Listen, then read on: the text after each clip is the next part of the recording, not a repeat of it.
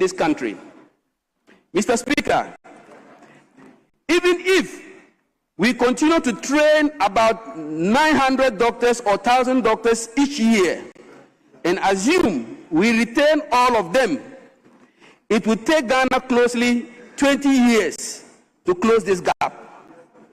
About 35% of all the locally trained doctors migrate annually, seeking better remunerations, working conditions, and professional growth.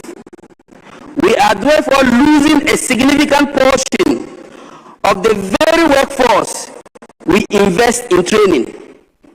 Mr. Speaker, the imbalance between the urban and the rural areas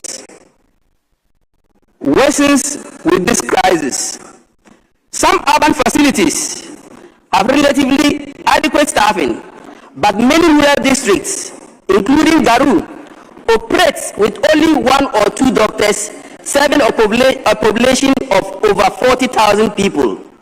This is not simply inconvenient, it places lives at risk for the people themselves and for the 2 doctors or 1 doctor who works there. Mr. Speaker, we must also consider the well-being of the current workforce. The 2024 performance report of the Medical and Dental Council indicates that 9% of doctors cited for performance misconduct cases were found to be dealing with severe depression. This suggests that beyond the numbers, there is strain on morale and mental health within the profession. Mr. Speaker, this challenge is serious, but it is not unique to Ghana. Other countries have faced similar shortages and taken bold steps to respond. There are useful lessons that we can adapt. Mr. Speaker, some countries have reformed their licensing and examination systems. In Canada, the Medical Council simplified the licensing process for international medical graduates by eliminating one of its qualification exams. Australia has exempted doctors in certain comparable systems from additional clinical exams. Israel has introduced exam waivers for experienced foreign trained doctors, provided they undergo structural clinical integration. These reforms have reduced unnecessary barriers whilst maintaining standards. Ghana can review its own licensure and credentialing recognition frameworks. We should make it easier for Ghanaian doctors abroad to retain in practice and for qualified trained doctors to contribute without compromising patient safety. Singapore recently expanded its list of recognized foreign medical degree programs from 112 to 120 institutions to help address doctor shortage and meet growing health demands. Ghana could consider a similar policy to ease our physician gap whilst we continue to strengthen local training capacity. Mr. Speaker, secondly, countries such as Canada, Australia have developed practical ready assessment programs. These allow experienced doctors to undergo supervised clinical practice leading to full licensure. Instead of repeating long training pathways, they are assessed in real practical settings. Israel has similarly replaced lengthy internship requirements for some foreign trained doctors with structured integration schemes. Today, international medical graduates make up to a significant share of their physician workforce. Ghana can explore similar supervised fast-track pathways to get doctors come to Ghana. Thirdly, Mr. Speaker, several countries align immigration policies with health workforce needs. They provide expedited visa processing, relocation support, and incentive for doctors who agree to work in underserved areas. We can design targets, recruitment strategies, and prioritize deprived districts. Mr. Speaker, Malaysia addressed its health workforce shortages by reforming medical education, shifting from outcome-based, competitive-based medical education. The country emphasizes clinical competence and introduces flexible postgraduate pathways whilst upholding national standards, thereby expanding training capacities without compromising quality. Mr. Speaker, based on these lessons, I propose a multi-pronged national strategy, adopting competence-based medical education in all medical training institutions, introduce flexible parallel postgraduate training pathways to expand specialist training, reform licensure and credentialing recognition to attract foreign-trained Ghanaian doctors and qualified international medical graduates, and 4, align immigration and health policies to recruit doctors for underserved areas. 5, invest in the faculty development and infrastructure and regulate capacity to retain qualified doctors. Mr. Speaker, at the same time, we must improve working conditions, ensure fair, timely compensation, provide rural incentive, and strengthen mental support for health professionals who work in Ghana. Expand the number without adding welfare will not solve the problem. Mr. Speaker, achieving universal health coverage by 2030 depends on the strength of our human resource for health. No health system can function without the adequate number of motivated and well-trained doctors and nurses. Let us all, therefore, approach this issue with the urgency it deserves. The people of Garu, Gomoa, Gamashe, and every community in Ghana deserve accessible and quality health care so that we can achieve the 2030 universal health coverage as we all seek to. To this, Mr. Speaker, I thank you for the opportunity to read this statement.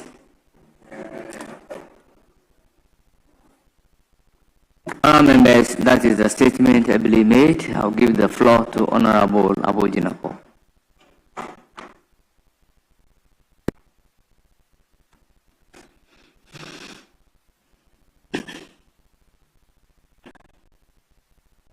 Thank you, Right Honorable Speaker, for the opportunity to contribute to the very important and insightful statements made by my honorable friend, Dr. Thomas Windsor Manaba, the MP for Garu. Mr. Speaker, I think the maker of the statement ought to be commended for tabling such an important matter on the floor of Parliament. Mr. Speaker, the maker of the statement underscores the importance of healthcare. And indeed, Mr. Speaker, the common statement is that a healthy nation is a wealthy nation. And across the world, as the maker of the statement pointed out, and he referred to Malaysia and other parts of the world where they have been very successful at constructing a robust public health system which supports their population and which makes their population productive and effective. Mr. Speaker, some of the recommendations the maker of the statement made are most welcomed and are to be worked on.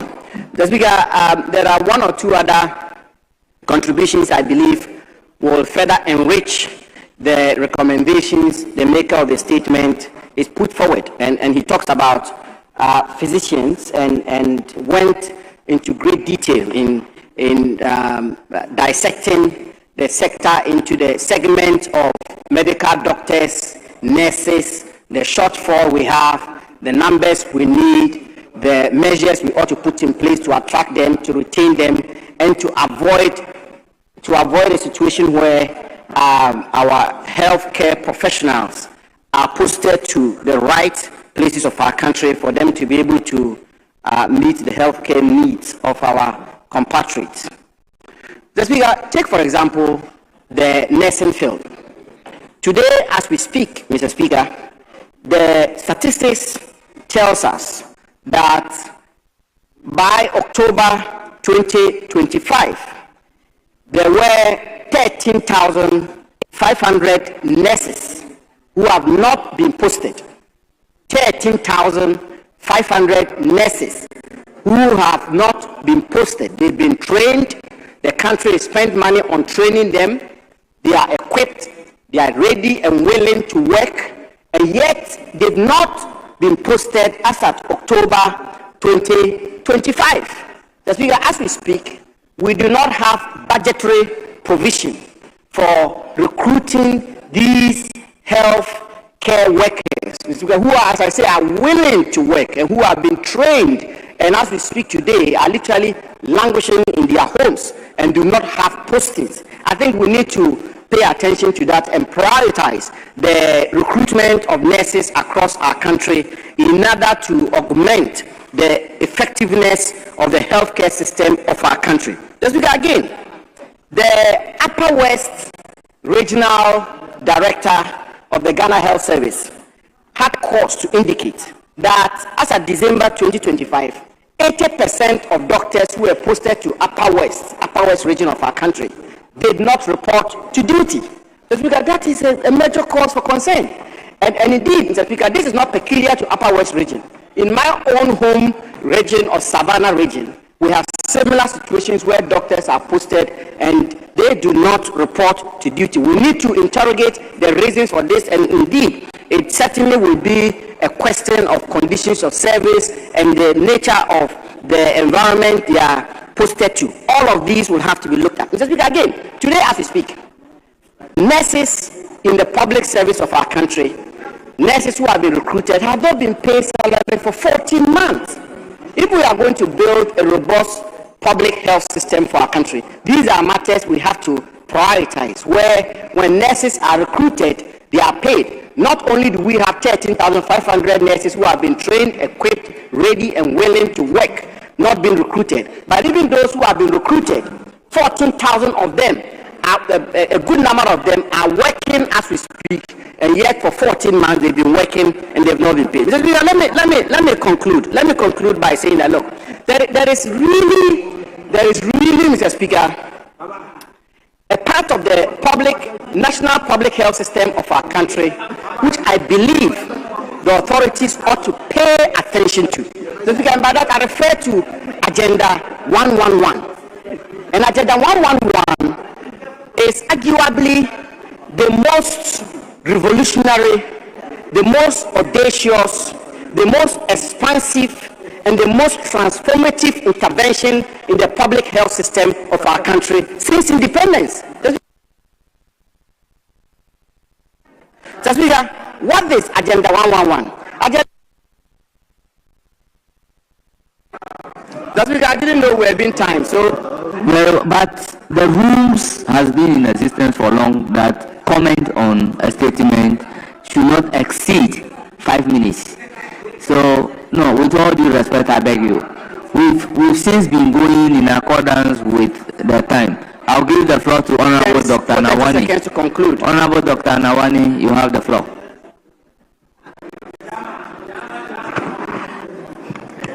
Thank you very much, Right Honorable Speaker, for the opportunity. Before I give my submission, I want to correct one fact. The previous speaker said that 13,500 nurses are unemployed. I think that is factually wrong. 13,500 nurses were employed before the NDC came to power, and they were not paid. As we speak now, they have been kept on pay. They are being paid now as we speak. So that is not correct. The 13,500. There are those who have been paid. Right, Honorable Speaker, the issue of inadequate doctors or lack of enough doctors is something that, as a nation, we need to take radical steps to see to what extent we can correct it. As we speak now, On the Medical and Dental Council register, we have about 13,000 doctors. But from the statement, you realize that we need about 32,000 doctors.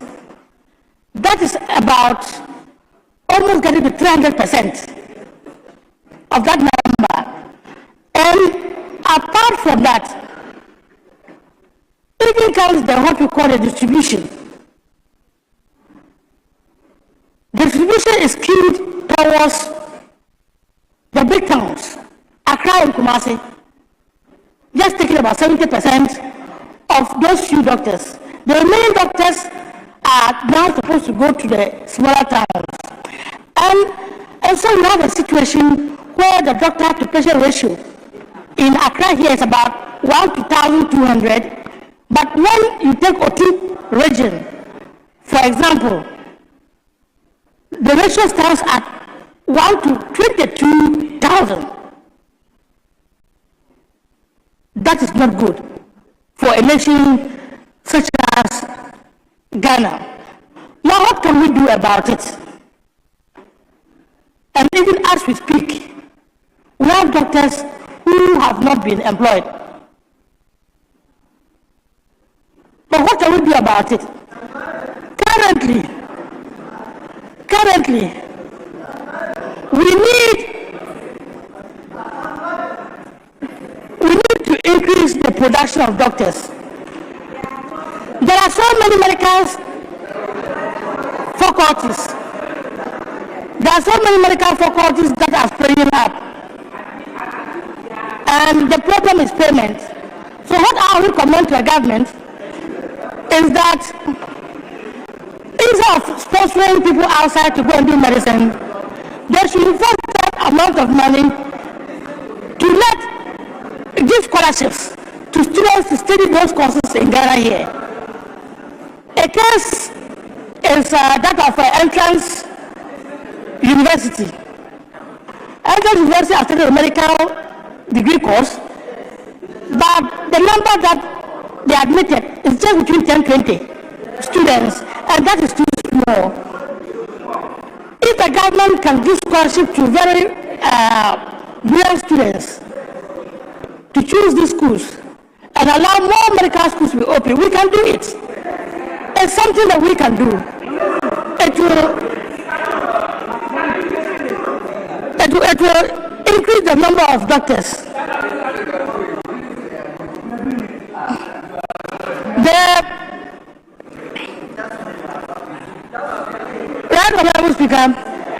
The other problem is that as a nation, we should look at the complementary efforts of the private sector. As we speak now, there are a lot of job opportunities in the private sector. There are about 3,000 private hospitals in the country, which can employ more people. But we are, to some extent, leaving them aside.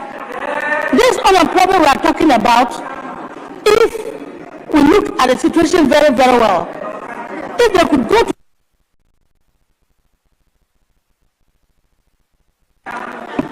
Your time is up. Yes, Honorable Tankoli, you have the floor. Thank you, Mr. Speaker. I rise to contribute to the statement that has been ably made by Honorable Dr. Thomas Anaba or Anaba. Mr. Speaker, the statement was very well delivered and absolutely very well researched. If I look at the references, it tells you that he did quite a good research. Mr. Speaker, this situation that we are complaining about is not today's problem. It's been with us for God knows how long.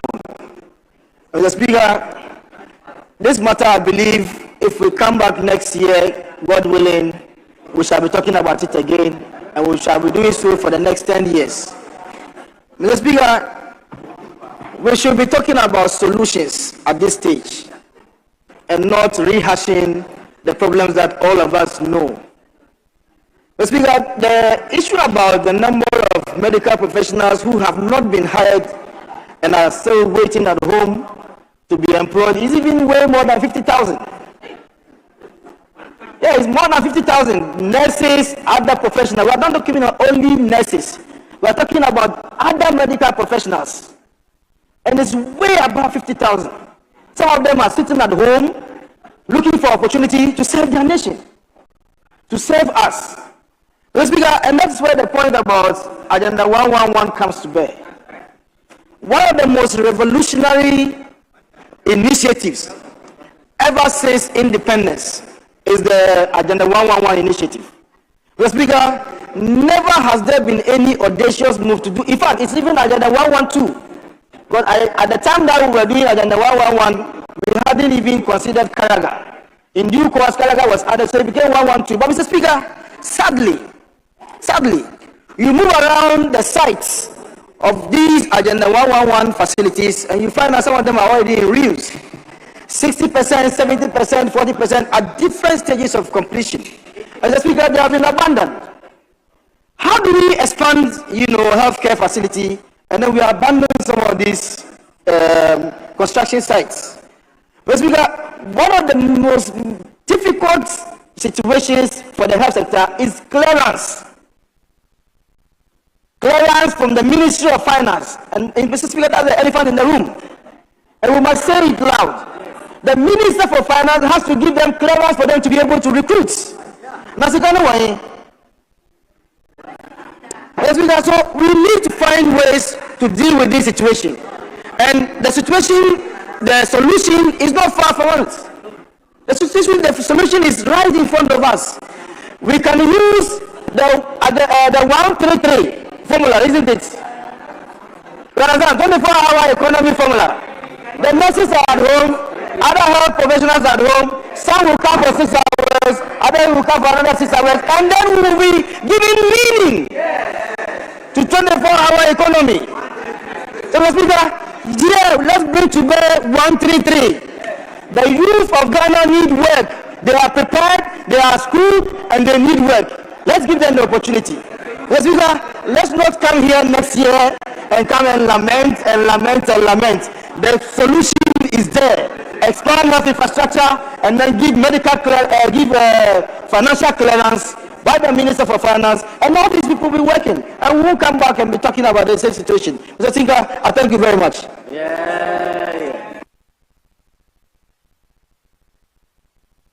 Yes, Honorable Rashid Pelpo. Thank you, Mr. Speaker.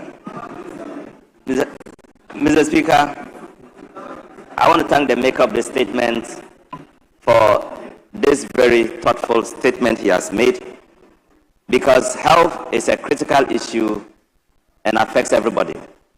And where health facilities exist and the practitioners are not available, especially nurses and doctors, is a serious concern that we will all have to express. And I do admit that this is a long-lasting issue. It's not just something we wake up to meet. It's been there for a while. And there must be a national commitment to solve the problem, a policy direction from government to government that should tackle the issue, provide the needed response to the need for doctors, the engagement of doctors, need for nurses, engagement of doctors, and to the effect that we have a total approach to our health needs. Mr. Speaker, the challenge which was also mentioned by Honorable Member from Damango, Honorable Abu Jinapo, is that you have the challenge of nurses not being employed, doctors not being employed adequately, but you also have the challenge of those who are employed and refuse to work. And I've always cited the example that years ago, the colonial master traveled all the way from the UK to Ghana. They were posted to places as far as to Tumu and beyond, to everywhere else in Ghana. They traveled there and they worked. Today, they post you to Wa. 17 nurses were posted there last year. They refused to go. And you don't want to go. Meanwhile, there's a Hippocratic oath which you have admitted before you were pronounced a doctor to abide by and to make manifest in your life as a professional. So, Mr. Speaker, whilst we are urging that this policy be attended to, listening to the Speaker talking about the need for, the reason being that there is no physical policy approach does not support engagement of everybody we have employed. I do admit to that. But it's important also for those who are available to take a decision and go and work wherever they are posted. A place like WA, if you refuse to go there, it's a surprising thing. You have 3 universities there, you have very good secondary schools there, you have excellent basic schools there, life there is good, food is cheap, and then you refuse to go. What explanations can you give to the people of Ghana? Mr. Speaker, but I've heard a lot of talk about Agenda 111, and I listened to Honorable Tampori when he repeated the Agenda 111 Honorable Member of Demongo was going to make. Mr. Speaker, it has to be understood very clearly. The issue is not about the number of health posts in Ghana.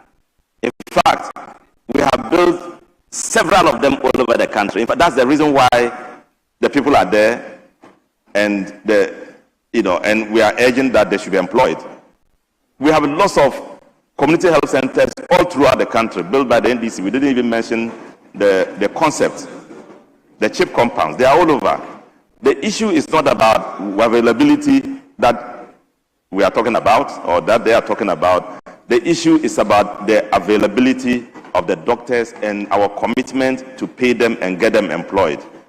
And we are saying that within the period we are in, we have demonstrated we can do that.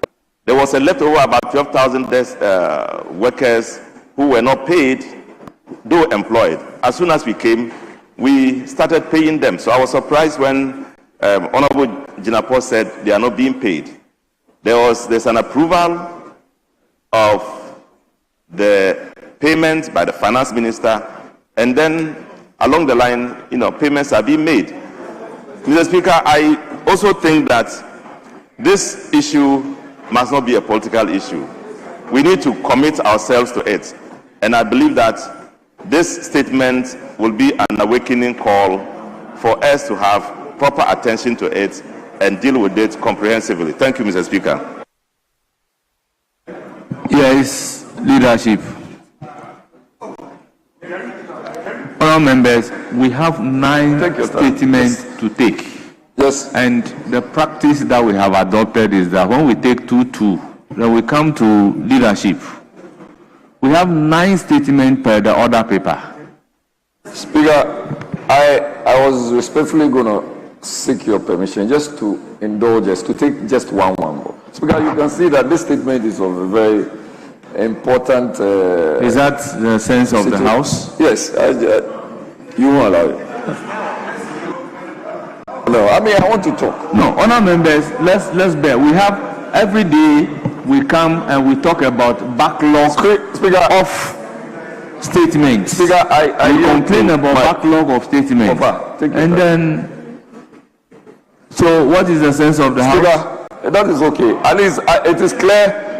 Speaker, it's clear. So are you yielding? Speaker, it's clear my colleague did not yield. It's okay. So are you yielding to my friend at the back? Minority leadership is yielding to you. Your time starts now. Mr. Speaker,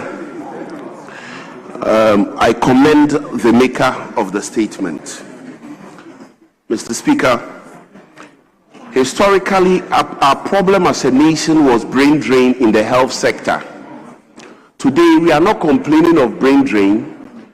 We are rather complaining of not being able to hire more doctors, more physicians, more nurses, Mr. Speaker, more healthcare professionals. Mr. Speaker, the question is why? Mr. Speaker, at this point, we may want to take a historical journey as to how governments have solved some of the problems we have faced in our health sector. Mr. Speaker, not long ago I stated that historically our problem was brain drain. When President Kufuor took office in the year 2001, these are some of the interventions he introduced to solve some of the problems we had in the sector. That is the brain drain in the health sector. He introduced extra duty allowance to help our doctors earn more money. He gave them concessions in respect of import duty at the port. He also introduced the National Health Insurance Scheme, Mr. Speaker, to help respectfully generate more revenue in the sector, to take care of expenditure in the sector, with the ripple effect of having more money in the pockets of our health sector professionals to curb brain drain. Mr. Speaker, today we have been given a mandate of 180-something members of parliament. About 57% of Ghanaians voted for you to make very bold decisions. If there is a problem, this is not the time for lamentation, it's the time for solutions. So fix it. Fix the problems and not come here and lament. The statements are riddled with lamentations.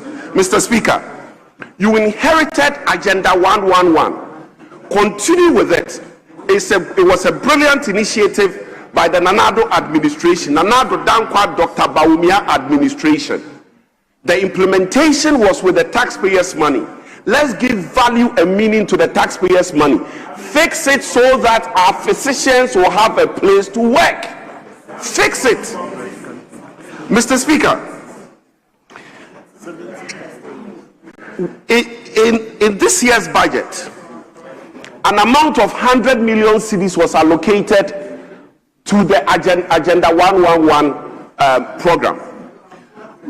Whilst you allocated 200 million cedis for sanitary pad, the problem is a matter of your policy choices. It is not a country that is helpless. It is a problem of wrong priorities of the NDC government. You can fix it with your budget instead of reading statements on the floor of parliament and lamenting. The book of lamentations have already been written. The Bible does not expect the addition of any book of lamentation by the NDC government. If there's a problem, fix it. Let your choices show your commitment to fix the problems we have. Instead of reading lamentations on the floor of parliament, fix it. Thank you very much, Mr. Speaker. Yes, majority.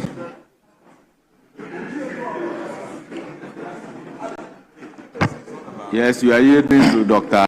Yes, Sandari, you have the floor. Thank you very much, Mr. Speaker, for the opportunity. I thank the maker of the statement on this very important national issue of how we have equitable distribution of our health workers, nurses, and doctors and other health workers. Mr. Speaker, this is one of the issues that we need to discuss without being too much partisan. It is an issue that, as a house, we have to come together and find solutions. The problems of health workers is not something that is starting today. It has been there over the years. I remember when I started as a medical officer, the issue of doctors not accepting posting, not motivated, was there.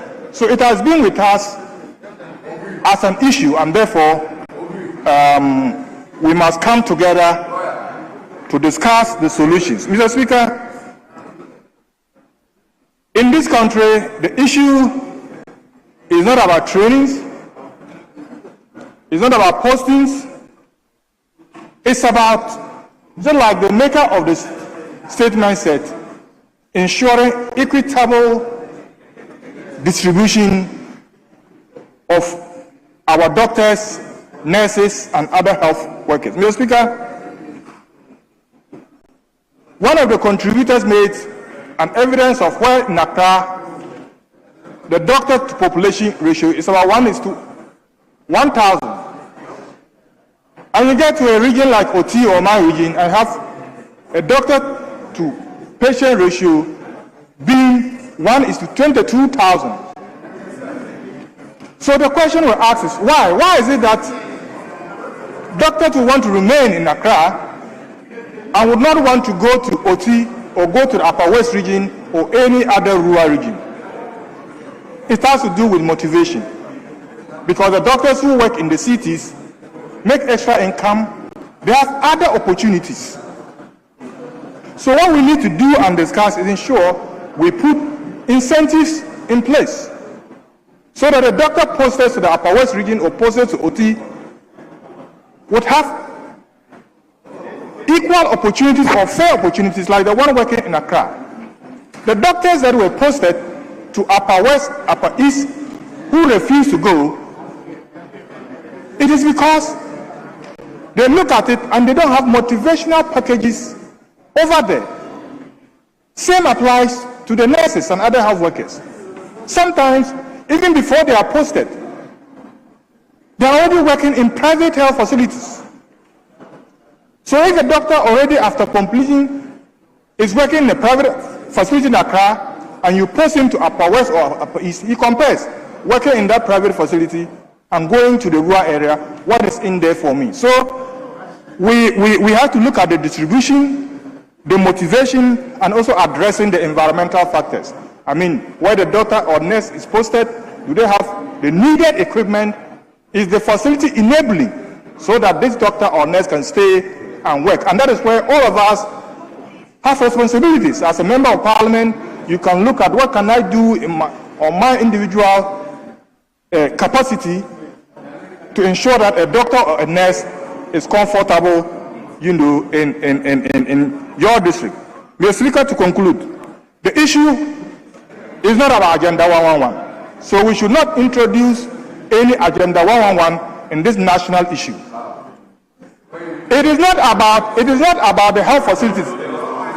I'm saying that the issue is not about the number of hospitals that are in the country. It is about the fact that the facilities even exist, but the people are not accepting posting to these areas. And you brought your Agenda 111, a populist issue that created problems for you. So anything we want to discuss here, even if it has nothing to do with Agenda 111, you go and bring Agenda 111. Mr. Speaker, government is taking enabling measures to ensure that our health workers accept postings to these. By that I mean, government is retooling. Member, your time is up. That brings us to the end of that statement. We move to statement number C, standing in the name of Honorable Charles Asiedu, Member of Parliament for Tano South. Honorable Charles Asiedu, you have the floor. Thank you, Mr. Speaker, for the opportunity. Mr. Speaker, it is with a good sense of duty that I rise to deliver this statement on a matter of utmost national importance. My statement is on the urgent needs to revitalize the Ghana Cylinder Manufacturing Company. The company is a state-owned enterprise that plays a central role in the area of liquefied petroleum gas promotion. Its core mandate is to produce and distribute safe, affordable LPG cylinders, cookwares, and related accessories for domestic consumption and exports. Mr. Speaker, let us note that promoting the use of LPG is a key component of Ghana's strategy for environmental protection, sustainable energy use, and climate change mitigation. The adoption of LPG reduces reliance on firewood, charcoal in order to preserve our forest reserves. It improves indoor air quality and reduces greenhouse gas emission. According to the 2023 industry report of the Ghana Chamber of Bulk Oil Distributors, LPG forms the primary cooking fuel for about 40% of Ghanaians. Mr. Speaker, the country has also set an ambitious target to achieve 50% of LPG penetration by 2030. Globally, the drift towards clean cooking solutions is accelerating. The Clean Cooking Alliance knows that while only 60% of the world's population had access to clean cooking in 2010, this figure had improved to nearly 75% by 2024. However, over 2 billion people still cook with smoky and inefficient fuels and stoves. Ghana cannot afford to fall behind in this global shift. Mr. Speaker, in rural Ghana, LPG usage only formed 70% of total fuel usage by 2023. Despite the strategic relevance of the Ghana Cylinder Manufacturing Company to lead the way in LPG promotion, it has struggled to fulfill its potential. The Auditor General's report revealed that the company posted a loss of 4 million Ghana cedis in 2021. And then in 2023, the company was acquired by the Ghana Gas Company Limited in a bid to rescue it from operational collapse. Mr. Speaker, even though this acquisition signals a step in the right direction, there is an urgent need for a broader and more coordinated national recovery plan. In this regard, Mr. Speaker, the Ministry of Energy and Green Transition had announced earlier last year the establishment of a joint project implementation committee to oversee a revitalization plan. This is welcome, Mr. Speaker, but further measures must be considered. I propose the following as an additional pathway for the company's recovery. The state must inject targeted capital to upgrade the company's production line, introduce modern fabrication technologies, and improve quality control processes. Again, Mr. Speaker, we must engage private investors and LPG marketing companies in joint ventures to expand market access. Government and public institutions should be encouraged to source their LPG products and accessories from the company as a matter of policy. Mr. Speaker, the company should be supported under the African Continental Free Trade Area to enter neighboring markets by leveraging the regional demand for clean cooking solutions. Again, the public needs to be constantly sensitized about the health, economic, and environmental benefit of LPG usage.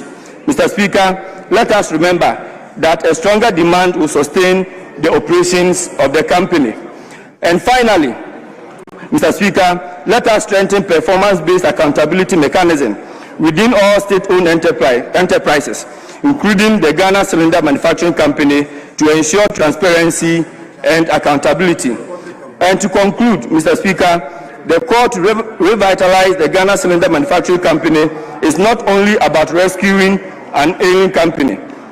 It is also about fortifying Ghana's clean energy transition by reducing carbon footprints and improving public health. Mr. Speaker, the Clean Cooking Alliance has estimated that the universal access to clean cooking could reduce global carbon emission by 1.5 gigaton by 2030. Mr. Speaker, this is equivalent to the emissions from all the planes that fly in our skies and all the ships that sail on our ocean every year. This is an important opportunity for Ghana to lead by example in West Africa. A revitalized Ghana Cylinder Manufacturing Company, Mr. Speaker, will empower local industry, create jobs, expand LPG access, and support Ghana's climate goals. I therefore call on this House to support the revitalization efforts with the urgency and seriousness they deserve. I thank you, Mr. Speaker, for the opportunity. Members, That's the statement ably made. It's now time to take comments. Minister wants to see the statement. Is anybody going to comment from my left side? Yes, you have the floor. Thank you very much, Right Honorable Speaker, for the opportunity to comment on the statement ably made by my colleague, Akwesi Asiedu, member of Parliament. Mr. Speaker, it's a very timely call for us as members of Parliament because of the need to improve on our usage of LPG in our homes. As the statistics show, a lot of homes in Ghana are not using LPG gas. Though in the urban areas, predominantly within the Greater Accra, Ashanti, Western, amongst others, you have high usage of LPG gas. The total population of Ghana who uses LPG is quite on the low. And that means that a lot of people are using fossil fuels, that is charcoal, amongst others, which is not good for our environment. And so how do we equip and resource Ghana Cylinder Manufacturing Company to be able to perform that role and function? As indicated, over the past years, the company has not been doing well in terms of their books because government has not released adequate funding to support their corporate objectives and goals. And so my clarion call to government is that this is an important state asset. As we try to leverage Ghana Gas to absorb them and then support them, Ghana Gas itself has been suffering. Ghana Gas has not gotten its own statutory mandate. It doesn't have its own act that governs its rules. And so on what basis and how well are they going to take care of the needs of Ghana Cylinder Manufacturing Company? I believe that we need to look beyond Ghana Gas as a supporting arm for Ghana Cylinder Manufacturing. It should be an intentional government policy. It should be an intentional government budgetary allocation to support Ghana Cylinder Manufacturing Company so that they will be able to deliver on the numbers that we need in Ghana. Ghana has a lot of space to improve on our climate condition.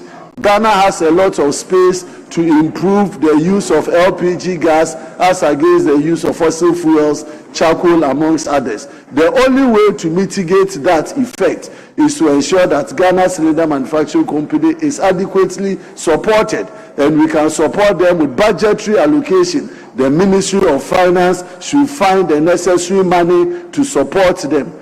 The Ministry of Energy should also give them the needed support and cooperation, since the ministry has green transition also attached to it, and the green transition can be successfully done if we're able to support Ghana Cylinder Manufacturing.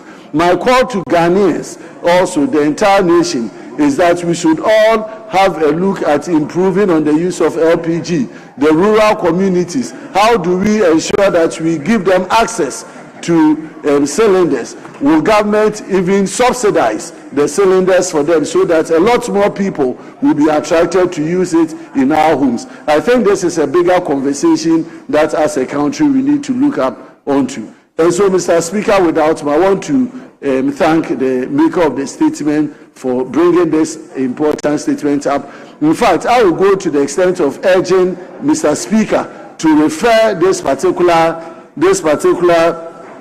statement to the Committee of Energy and then Ministry of Finance to work collaboratively. And the Minister of Energy has just walked in. We are talking about Ghana Cylinder Manufacturing. Please support them. Let's improve the climate change, and let's make sure that Ghana Cylinder Manufacturing performs its work dutifully as enshrined in their work. Mr. Speaker, without more, I want to thank you for the opportunity. Yes, Minister responsible for energy. Mr. Speaker, let me thank you very much and to commend the maker of the statement, even though I don't know him.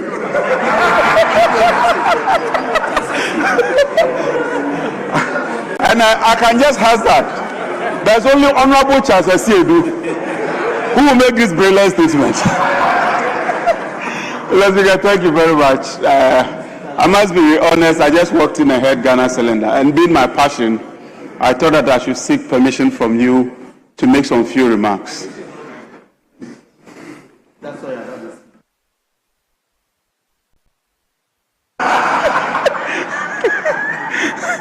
Mr. Speaker, I just want to dwell on Ghana cylinder without taking too much time. My office has been working with the MPA, of which my elder brother headed before, and Ghana Gas to revamp Ghana cylinder. I can confirm that so far, the estimate shows that they need about $8 million to be able to revamp it. We've been able to mobilize about $6 million for them, and the retooling is going on. In fact, if you look at what they've produced this year, it's more than double what happened in 2024. And so we are on course to revamp Ghana cylinder. We are on course to retool it. Not only are we doing that, we are giving them off-taker agreements and setting an escrow account. So that as part of the cylinder recirculating model, as Minister, I've issued a directive that will recall all the old and obsolete cylinders so that Ghana cylinder would retrofit them and make them useful. And also we've signed an agreement with GOIL so that GOIL will be the off-taker for the cylinders as part of the Ghana cylinder recirculation model. And so, Mr. Speaker, let me assure this House that we are on course towards retooling Ghana cylinder and making it a modern factory fit for purpose. What we intend to do is that eventually we will ban the importation of cylinders and insist that all these cylinders and canisters ought to be procured here in Ghana. Mr. Speaker, I'm very grateful for giving me this opportunity. Thank you very much. Yes, Honorable Tampoli. Mr. Speaker, I appreciate the opportunity to give some reflections on the statement ably made by my very good friend, Honorable Asiedu.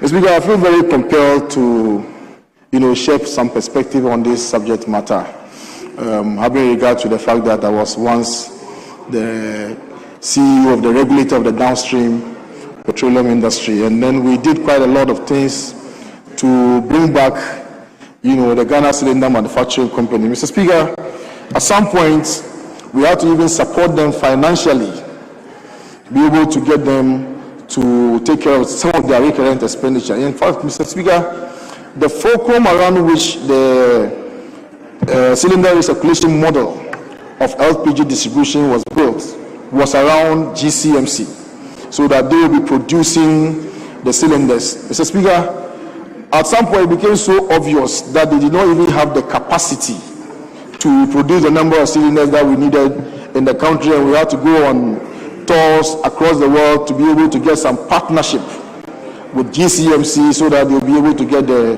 cylinders. So we introduced even a margin in the price build-up of the LPG so that we'll be able to use that one to procure cylinders on a large scale to build their capacity. In fact, Mr. Speaker, we even thought at some point that the current location of GCMC on the Spintex Road, has outlived the usefulness for which it was sent there. Back in the days, the entire Spintex Road was almost like an industrial enclave. Today, there are a lot of residences and then commercial facilities. So we are proposing at some point that we move the company to the industrial enclaves so that the company will be able to expand. But as it is right now, where they are, it is not expandable. So, Mr. Speaker, the main key drivers of getting this thing done is underpinned by 3 A's, as we call them: affordability, accessibility, and availability of LPG, so that we'll be able to do cylinder recirculation model across the country. Mr. Speaker, across the sub-region, it's only in Ghana that we currently have this model where we have bullets sitting in residential areas and people filling their LPG, and sometimes there's a blast, and examples abound. So, Mr. Speaker, you go to Togo, Benin, Cote d'Ivoire, Burkina Faso, all across the sub-region, nobody does what we are doing. They all have cylinder recirculation model. You go pick up a pre-filled cylinder, you pay, and then you give them an empty one. Anytime that you have need for more LPG, you just go and then do a swap. And we think that that's a better arrangement, and it can only be done if we give Ghana Cylinder Manufacturing Company the commanding heights of that industry so that they expand, create more jobs. In any case, I'm sure that it will be one good example of where we can do the 113, right? 133, Mr. Speaker, 133. They can work, shift, and they can work 24 hours. Mr. Speaker, they have that capacity to do this, and I think that the maker of the statement got it spot on. And this House has to support this initiative, and I'm happy the Minister himself is here. And Minister, over to you. We are looking at how we are going to make this happen, and we'll support you from this House. I thank you, Mr. Speaker.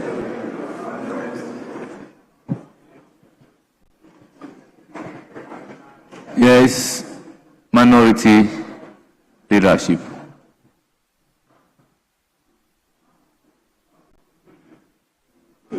Speaker, I think it's okay. We can proceed. Very well. Majority?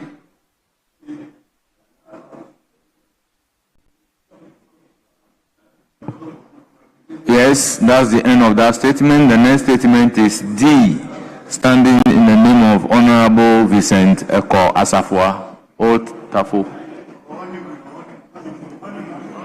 Very well. I would humbly ask that the statement be published in the Hansard for him.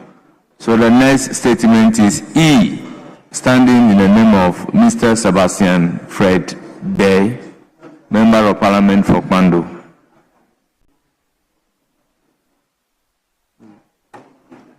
Second deputy.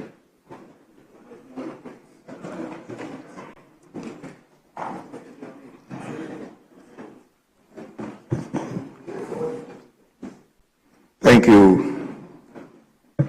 Honorable Speaker. I rise to make this statement in support of supporting smallholder farmers in Ghana, the role of financial institutions with tailor-made, innovative financial intermediation.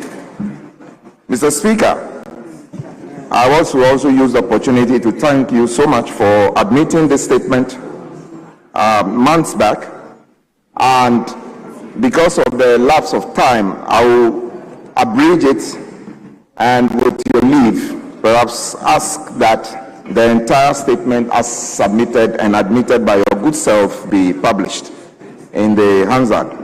Mr. Speaker, I rise today to draw attention of this House and the whole world to the critical importance of supporting smallholder farmers in Ghana, who form the backbone of our agricultural sector. Mr. Speaker, agriculture employs over half of our population and contributes significantly to Ghana's GDP. Despite their crucial role, smallholder farmers remain among the most economically vulnerable in our society. Mr. Speaker, today, I wish to emphasize the need for a strategic, well-coordinated approach to supporting smallholder farmers, with particular focus on one very innovative financial institution in Ghana called Opportunity International Savings and Loans Company. Mr. Speaker, it is well documented that smallholder farmers constitute about 70% of Ghana's farming population. Largely, these are farmers who manage less than 2 hectares of farm land. Mr. Speaker, they play a vital role in ensuring food security, reducing rural poverty, and supporting our overall economic development. However, smallholder farmers face numerous challenges, including limited access to finance, inadequate extension services, poor market linkages, climate change, and post-harvest losses. Mr. Speaker, addressing these challenges holistically is necessary if we are to achieve food sufficiency and sustainable rural development in our country. Mr. Speaker, access to finance is one of the biggest barriers to growth and prosperity of smallholder farmers. Mr. Speaker, according to the 2025 Global Findex report, rural populations in Ghana remain underserved by financial institutions. This financial exclusion reduces productivity and exacerbates poverty. Mr. Speaker, one institution that has taken deliberate steps to bridge this financial inclusion gap of smallholder farmers is Opportunity International Savings and Loans Company. Mr. Speaker, Opportunity International Savings and Loans Company has been operating in Ghana for over 20 years. They offer innovative financial products tailored to the needs of smallholder farmers and agribusinesses and micro-entrepreneurs. Mr. Speaker, Opportunity International's agricultural finance programs adopts the value chain financing approach, and they focus largely on seasonal loans to farmers. They offer financial literacy training. They facilitate linkage with buyers and input suppliers. They offer mobile banking services to rural farmers, allowing them to save and transact business without traveling long distances. Mr. Speaker, this combination of credit, training, and market linkages has helped thousands of smallholder farmers improve their productivity and incomes. Mr. Speaker, let me share the story of a farmer called Ama Mensah, who is a maize farmer in Bono region. Through Opportunity International, Ama received a first loan of an agricultural loan in 2024, which she used to purchase improved seeds, fertilizers, and hire tractor for plowing. In addition to the loan, Ama benefited from training on good agricultural practices and financial management. Ama's case is similar to that of Ekia Gledela and Kujira in my constituency, Kpando, in the Volta region, and Kofi Osei in Abotoase in the Oti region. There are several of such examples in Ghana. Mr. Speaker, Ama's maize yield increased by 70% after adopting modern farming practices, and with improved market access facilitated by Opportunity International, she was able to sell her produce at competitive prices, and today Ama is not only feeding her family but saving to expand her farm and her children's school fees paid in advance. Mr. Speaker, there are countless of such examples. Mr. Speaker, whilst institutions like Opportunity International, we as policy makers, and I refer specifically to the Parliament of Ghana, we as policy makers must aim at creating an enabling environment to scale up these efforts of rural farmers or smallholder farmers for that matter. We must put in policies that will ensure pragmatic policy interventions. Mr. Speaker, a dedicated fund for agriculture, which will be statutory in nature, is required. Mr. Speaker, the next policy I wish to put on paper is a PPP arrangement or PPP delivery of extension services to bundle services to smallholder farmers. Mr. Speaker, the next policy proposal is to expand digital financial services to smallholder farmers. In a nutshell, there are 7 different policy proposals which are well documented in the statement and I wish that the Hansard will capture it in its entirety. Mr. Speaker, in conclusion, smallholder farmers, supporting them is not just an agricultural policy matter, it is a national development imperative. By ensuring that our farmers have access to financial tools, training, and markets they need, we are investing in food security, poverty reduction, and economic development. Mr. Speaker, I believe that this is embedded in the vision of His Excellency John Dramani Mahama in all the agricultural policies that have been laid before this House, and we are therefore encouraged to adopt them. Mr. Speaker, it will empower farmers, strengthen our rural economies, and ensure more prosperous and food secure Ghana. Mr. Speaker, I thank you for the opportunity. Thank you very much, honorable members. I think the rules has already been set. We are going to have 2 contributors from each side, and the time is 5 minutes. So we will begin from Honorable Samuel, member for Akuapem North. Member, you have the floor. Thank you very much, Mr. Speaker. Mr. Speaker, also permits me to break protocol by extending my deepest condolences to you. Mr. Speaker, listening to the Honorable Member of Parliament and the maker of this statement, I would like to commend him for bringing the plight and the issues of our farmers, and especially those who practice farming not on that commercial scale, but on a smaller scale. The Speaker, amongst the things that he also listed as part of recommendation, which I also support him, is the establishment of an agricultural finance support fund. I believe this will also go a long way to help many farmers, and especially also help reduce their burden, and also serve as an incentive for many banks who also want to support and partner them in this regard. So, Speaker, in the area of the public-private partnership, I believe that is also one area that we can also look at in supporting many of our farmers who are in dire need of the financial support.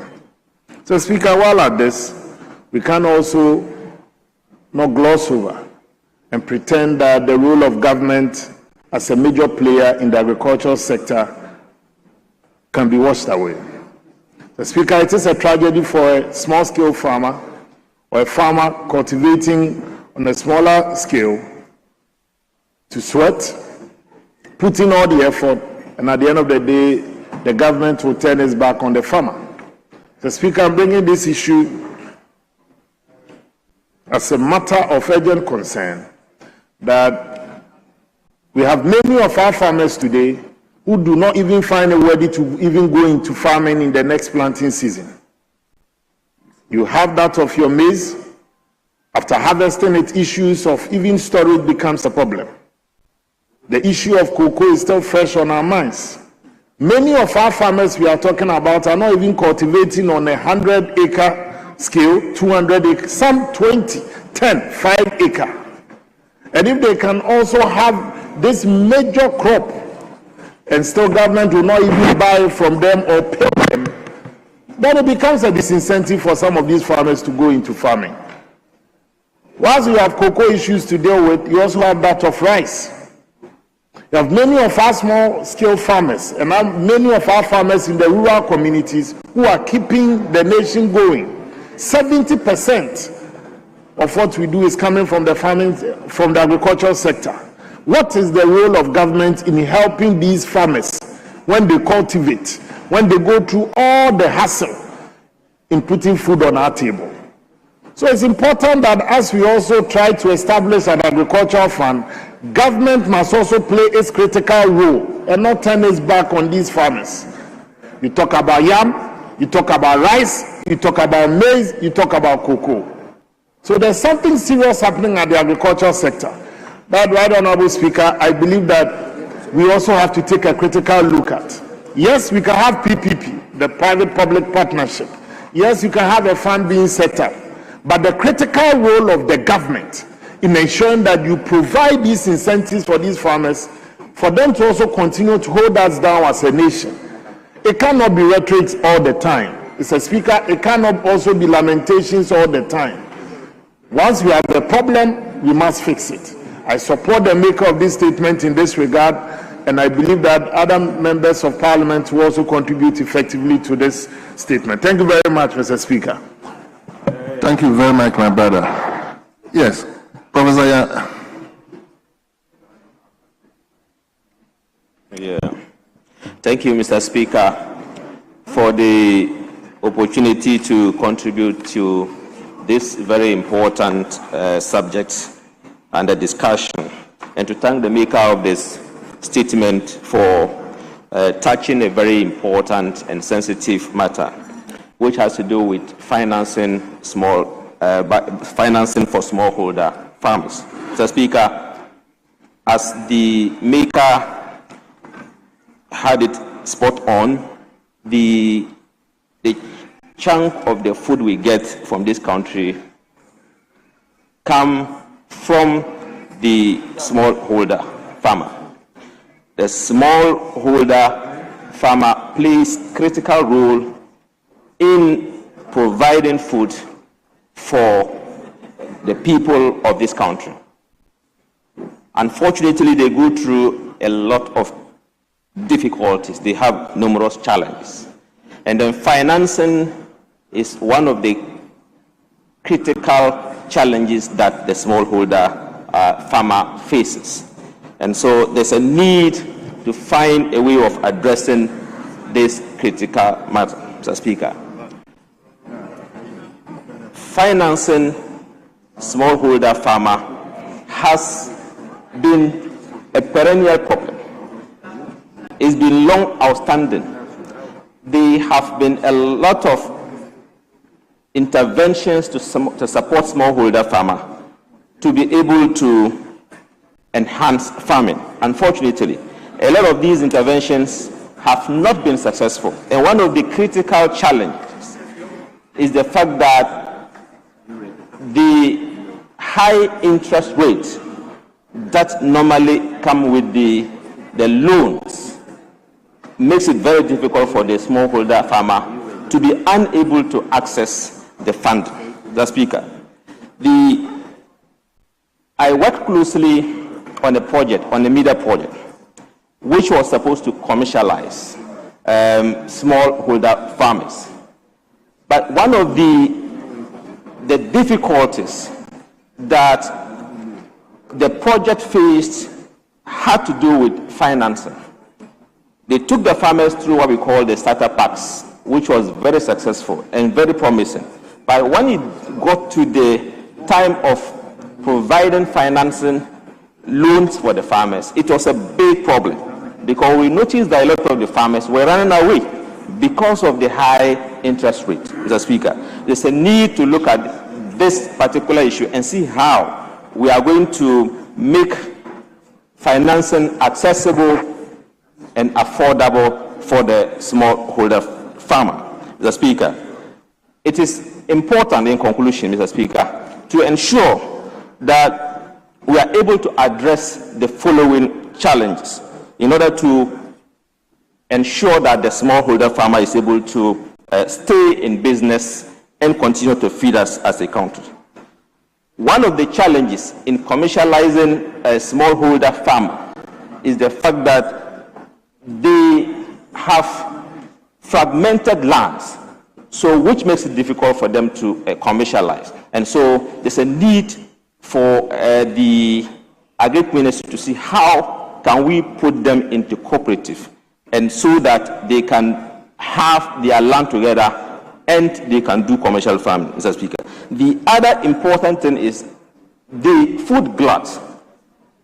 As we stand now, the country is battling with food glut because we don't determine prices for our produce, which is very, very important. So we must find a way as a country and see how can we fix prices for food produce, because the farmers cannot predict how much they will sell their produce, and it's a very challenging thing. So they invest so much, and when they harvest, they are not able to sell get realistic prices for their produce, Mr. Speaker. The other important thing where we have to do is to consider the industrialization, rural industrialization, to ensure that we find industries that are suitable for a particular place and grow it so that the farm produce can be transformed into a more marketable produce for them. For example, if you go to an area where you come to northern region, we have a potential for producing. Thank you, Professor Hamza. Your time is up. So, yes. Honorable. Thank you very much, okay, Mr. Speaker, for the opportunity to contribute to this brilliant statement made by our colleague from Pandu, Sebastian Day.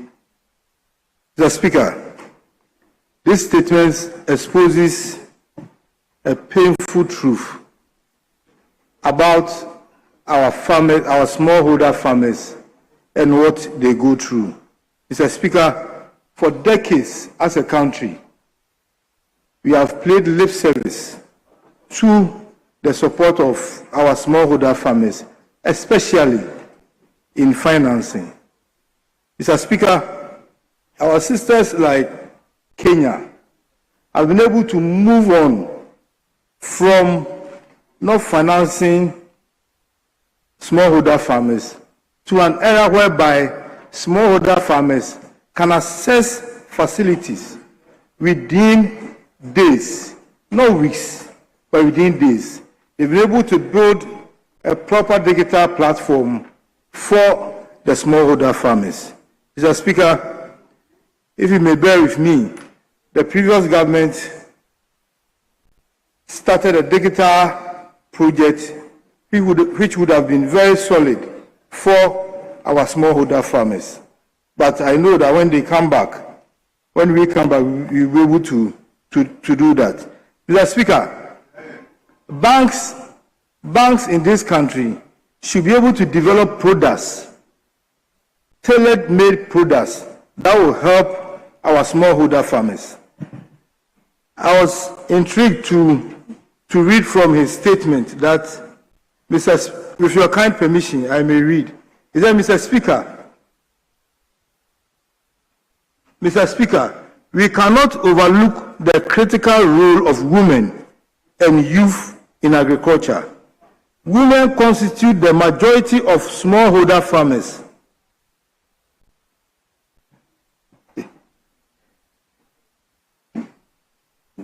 Women constitute the majority of our smallholder farmers. Mr. Speaker, I'm being mindful to Order 93.5.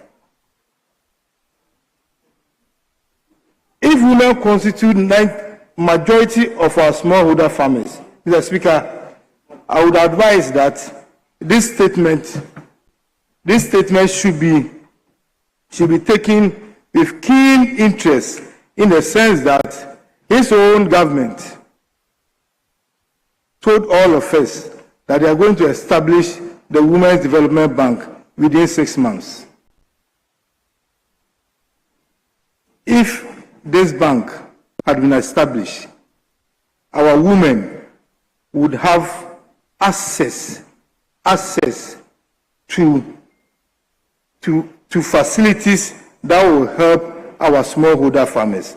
So I advise the maker of the statement to make sure that this statement reaches the doorsteps of the Flagstaff House. Mr. Speaker, our Deputy Finance Minister also came here and told us that there are banks that are offering facilities at a rate of 10% to 11% per annum. Meaning there are banks in this country that can help our smallholder farmers.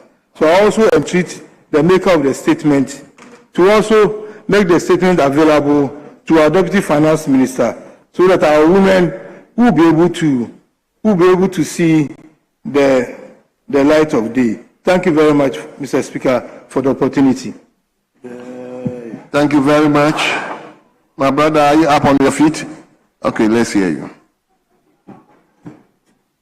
Thank you very much, Honorable Speaker.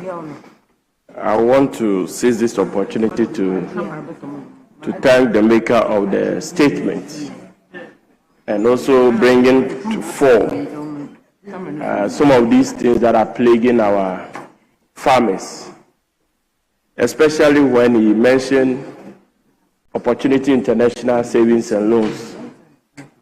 For the past 20 years, they've been committed to the farmers, and it is across wherever their branches can be found. Unfortunately, agriculture happens to be the only way that the majority of Ghanaians could be employed. Yet, successive governments in and out come, and then they fail to address this particular challenge. This has actually affected how our young farmers, how our women appreciate farming in our country. Most of our women are persistent farmers. Most of this micro scheme they do is to train whoever is coming for funding from them. So they help you, they impact the skill, you open an account, and then they also cultivate into you the habit of savings. So there is a direct link with this type of funding and then financial inclusion. And also financial inclusion has impact on economic development. Mr. Speaker, when you look at the maker of the statement, what has been put before us, it is clear that there are certain pertinent produce like pepper, like maize, like vegetables and other things that most of our women are into. These are things that we can easily support our women to go into without necessarily having to fall on importation or having to go to our neighboring countries to bring them. I don't want to recall these unfortunate incidents where our people from Ghana go to neighboring countries to bring tomatoes, and then the unfortunate happens. But this is the crux of the matter, that when we don't pay attention to funding and also supporting these young and women in agriculture, these are some of the emergencies that come our way. We want to state that as a country, if we indeed want to reduce the unemployment rate, this is the way to go. Because when you have somebody like a woman in farming, it is not just the woman, but whatever he gets out of farming comes to affect a whole family. And that is the way we support our mothers, have supported us till this time.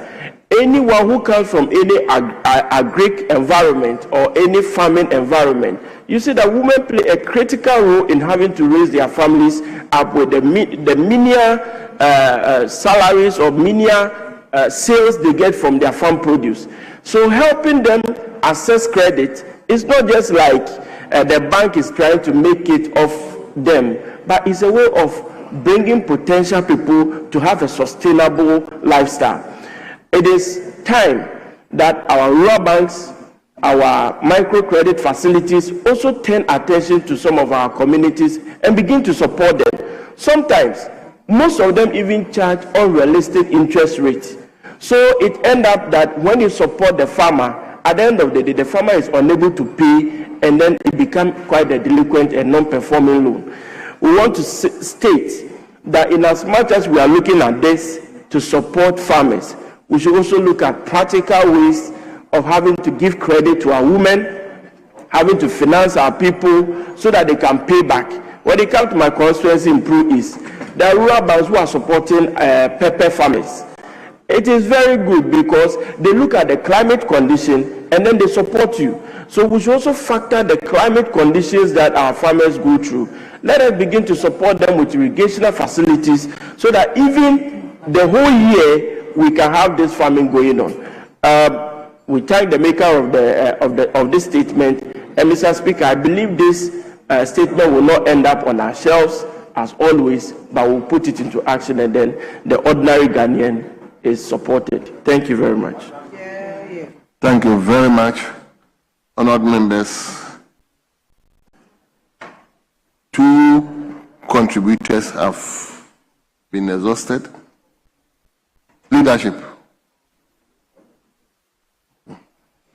Speaker, thank you for this opportunity, and I want to take this opportunity to thank the maker of the statement, the MP for Pandu.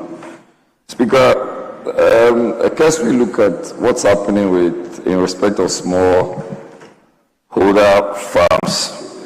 One would divert the mind to, first of all, the problems they are confronted with. Speaker, largely it has to do with issues of land litigation. When they are dealing with about 5-acre land, somebody comes and says that I'm the owner of the land, and then they end up having all manner of litigations. Speaker, beyond the litigation is also the issue of access to financing. And when they get the financing, difficult as that may be, they are also expected to pay a lot of interest on those funds. And Speaker, the other aspect is also normally the issue of drought. There is a lot of environmental issues, and then when they are even farming, they end up having issues of drought. Speaker, 90 to 95% of farming activities are within this remit. And therefore, one would expect that farms in Ghana, which are about 90 to 95%, are smallholder farms. Speaker, they produce major food crops that we keep talking about. One is maize, one is cocoa, one is cassava, one is yam, rice, cocoyam, and plantain. Speaker, in recent times, all these staple foods I've mentioned, especially rice, Speaker, yam, maize. Speaker, these farmers are having a problem to even transport them. One, apart from transportation, Speaker, they are not getting people to buy them. The market is virtually non-existent. And so this is the right time for the maker of the statement to have brought this statement to the fore, for government to take a critical look as to how they will support these small holder farms. Speaker, most cocoa farmers have virtually abandoned their farms. They are more excited in giving their farms for mining activities, and not just the normal mining activities, by galamsey. Speaker, when you have a farmer who expected the government of the day to have given him or her 6,000 Ghana cedis, when same was promised per bag, and then that farmer goes back home and now gets 2,500 Ghana cedis. Speaker, you can understand what is happening. A lot of them are suffering from BP and stroke. They are giving them interest that they are unable to pay. The roads are not accessible for them to be able to transport their commodities or their products into the markets that they can be purchased. There is no money, Speaker, no money for people to even sell their rice and sell their cocoyam and sell their yams. And that was the reason why my respected leader even had to come and show to this house that this is yam, this is cocoa, this is maize, this is rice. We are not getting money to buy them. And Speaker, there's food drought. Then the worst part is that you always have the president promising them that he is now going to sink boreholes for them. How do you sink boreholes for the 90 to 95% of farmers who are in Ghana? Sink boreholes in these modern times. Speaker, we need to pay critical attention to all these matters and let us have proper vision, solid vision for our smallholder farmers. Let us move from giving money to a ministry that you are saying that they should go and use 71 million cedis to pay social media people, when you can give this money to smallholder farmers. And stop getting on private jets to go and deal with issues when we can deal with smallholder farmers. Speaker, for me, I will pray that this statement that was made should be remitted to the presidency, the Jubilee House, for them to know what is happening to your smallholder farmers so that they can take critical look at it and solve the problems facing the Ghanaian people. I thank you very much for this opportunity. Thank you very much. Majority Leadership. Speaker, let me commend the member for Mandu for such an important statement.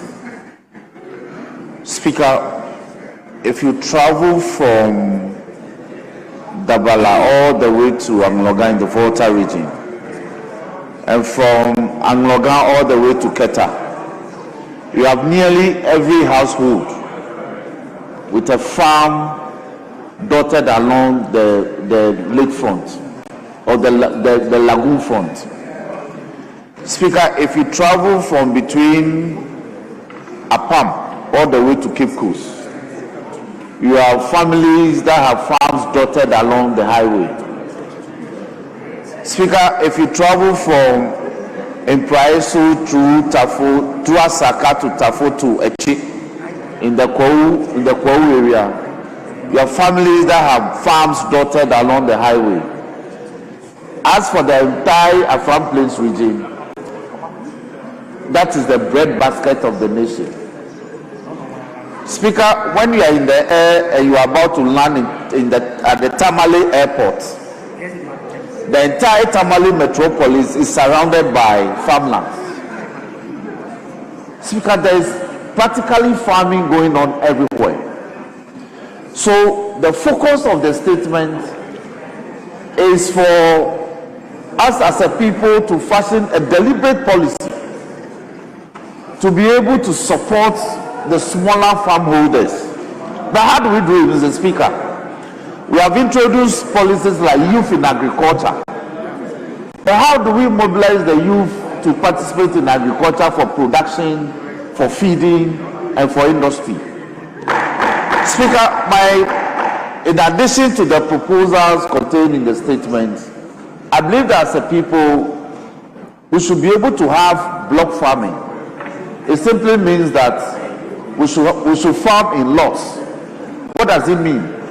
For instance, in Southern, we should be able to acquire 100-acre stretch of land and subdivide that into about 10 acres each into subplots and reduce those 10 acres into different crops, if that is the case, and assign, say, 2 tractors to this block farm in Southern, and allow the youth to acquire these 10-acre subplots and reduce them into whatever crops that they want to engage in.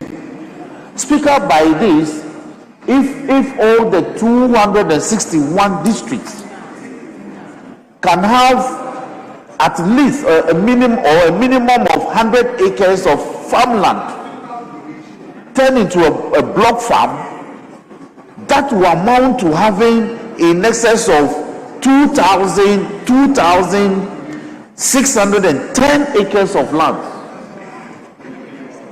reduced into block farming. What that also means, Mr. Speaker, is that data collection becomes easy. In fact, the farmers can access credit electronically, as is done in Rwanda, as is done in Tanzania, as is done in Kenya. You don't need to send any officer to the farm to go and collect data, because the financial institutions can simply, with the use of Google Map, zoom in and look at the size of the farm, which are all calculable if we use IT. We can determine which crop is under cultivation and the size of the farm. The maker also speak about climate sensitive farming methods. We introduced greenhouse farming in this country. In fact, a couple of years ago, the Nana Akufo-Addo government introduced greenhouse farming, and I know that those equipment were distributed to a lot of farmers. Now we cannot find them. We have imported a lot of tractors into this country for purposes of distribution to farmers. We can't find the tractors. So we need to be very deliberate about this. And I think that the statement, Speaker, if I may have your buy-in, we should refer the statement to the Committee on Agric for them to consider and bring a report and see whether we cannot start by pilot, that we can engage the ministry to pilot block farming in a couple of districts and let's see how it goes. Speaker, with these words, we want to thank the member for bringing this very Very well. Did I see the chairman of Agri Committee here? No, he was here. I think I saw him. Yes. He traveled. Oh, okay. Okay. Then. Speaker, there's a prayer by the Honorable Dr. Kabiru Tia. He has to travel shortly, so I pray that we bring up his statement so that he can make it quickly. Very well. Yes. Very well. Revise the order of the statement so that he can take it. Thank you. Very well. So, honorable members, let's turn to H. H. The statement by Dr. Tia Abdul Kalim Mahama, member for Walwale. So, honorable member, you may take your statement now.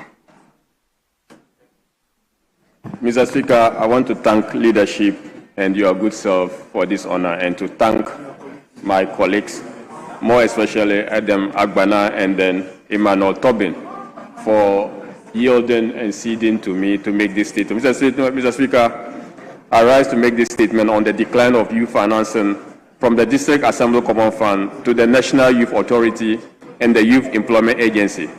Mr. Speaker, I will first of all thank you very much for giving me the opportunity to make this statement on the decline of youth financing from the District Assembly Common Fund to the National Youth Authority and the Youth Employment Agency.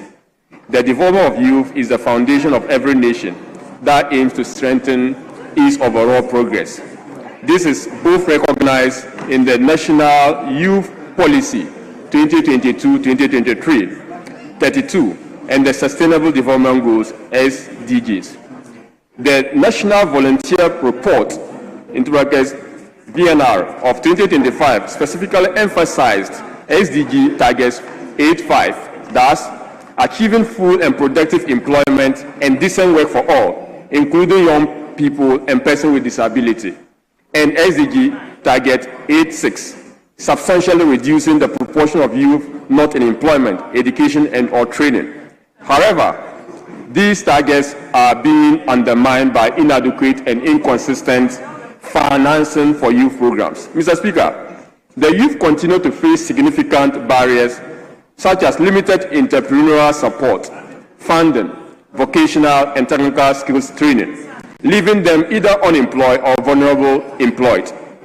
For example, according to the 2023 Annual Household Income Expenditure Survey, 7 in every 10 persons, that is about 1.3 million unemployed persons in the third quarter of 2023, was aged 15 to 35.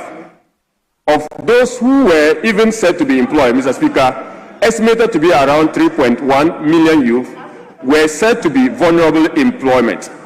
The survey also revealed that 1.2 million youth are excluded from the use of ICT devices, and another 2.3 million, which is about 19.7%, did not use the internet.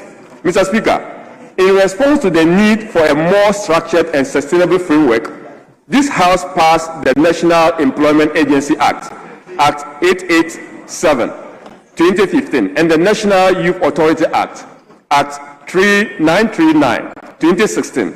The goal of these acts were to empower these institutions to oversee the development, coordination, supervision, and facilitation of youth employment.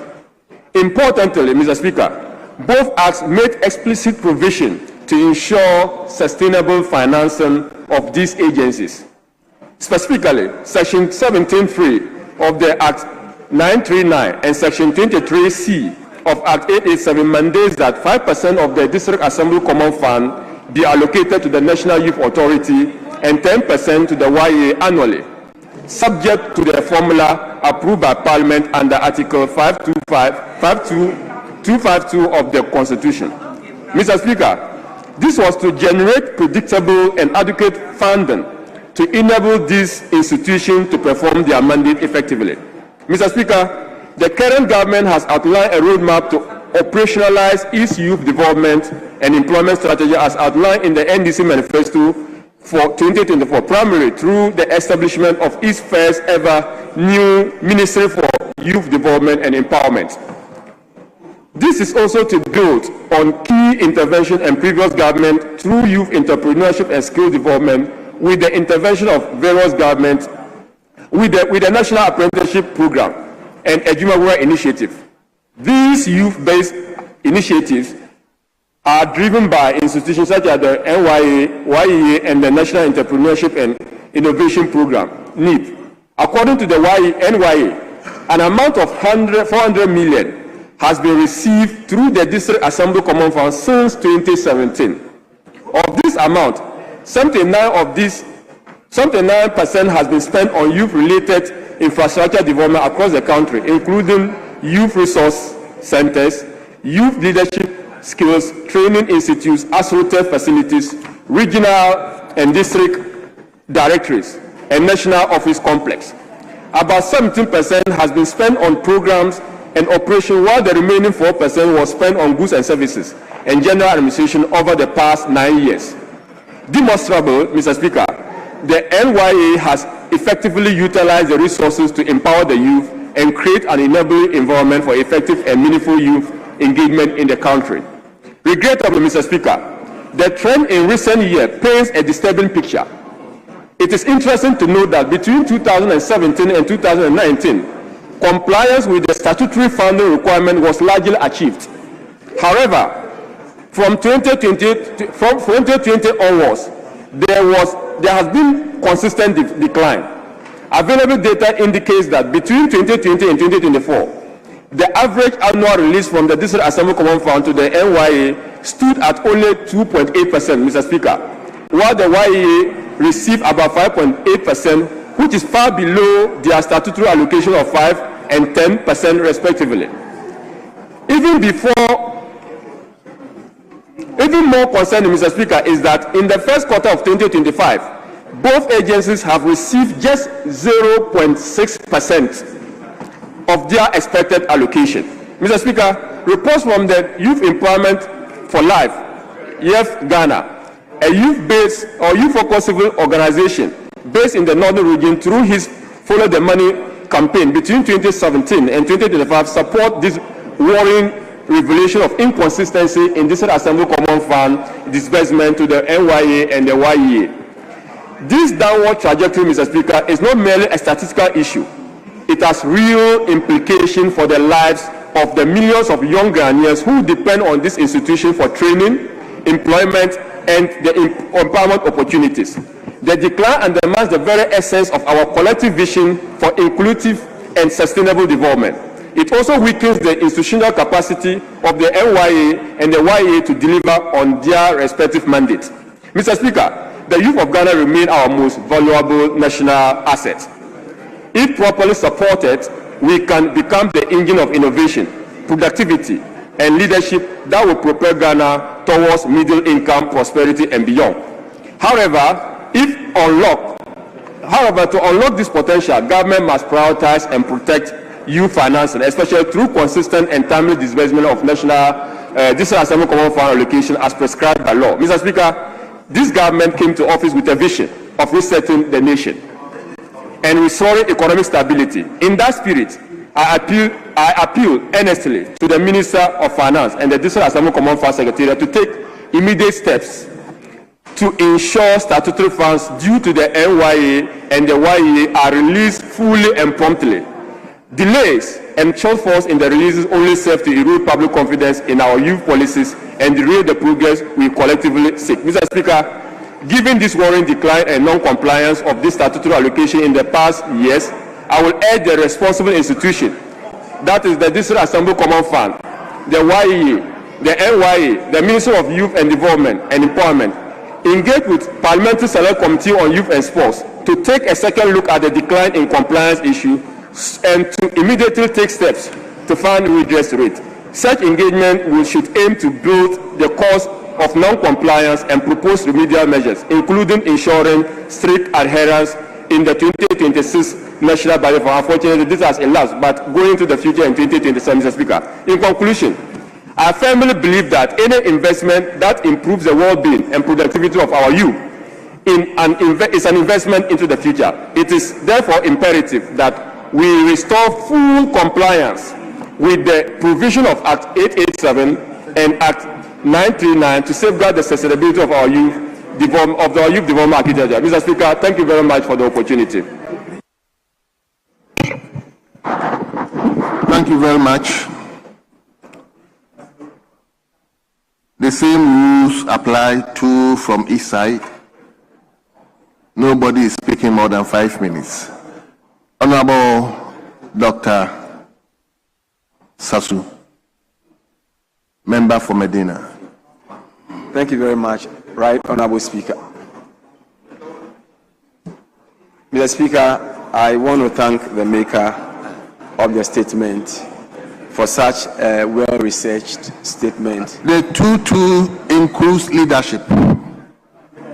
2 from each side include leadership. Yeah, Mr. Speaker, we have resolved among ourselves that we'll do 1-1 so that leadership will conclude. So that's what I'm saying, includes leadership. Okay. So it makes 2. Okay, that's fine. Yes, Dr. Sasu, let's hear you.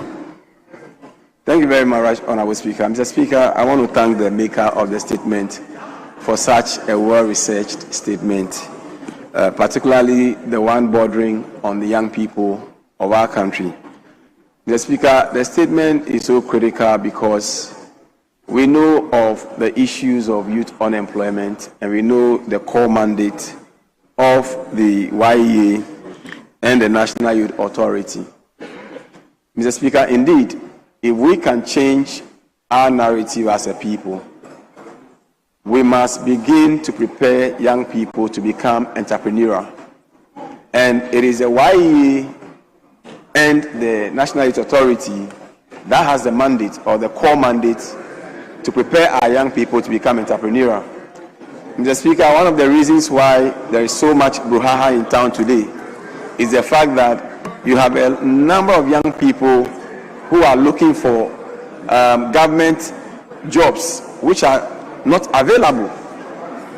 Mr. Speaker, the reality is that Adam Smith's theory of scarcity still prevails.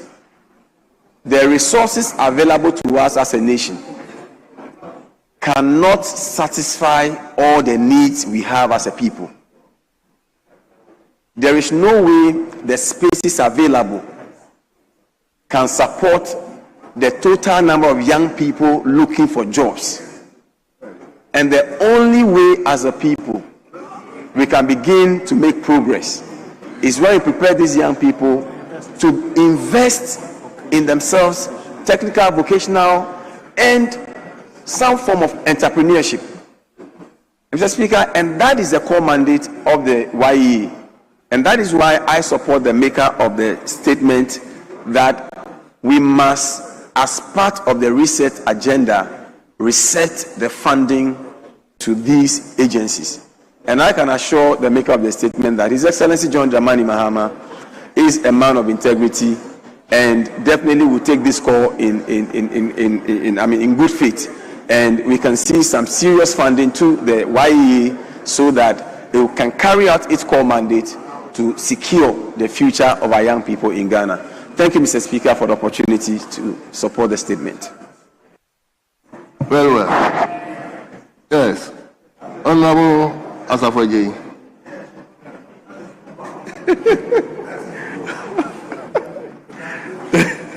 Thank you, Mr. Speaker. Mr. Speaker, I would like to also commend my good brother and colleague from Wale Wale, Honorable Dr. Kabilu. Mr. Speaker, this is a very important statement.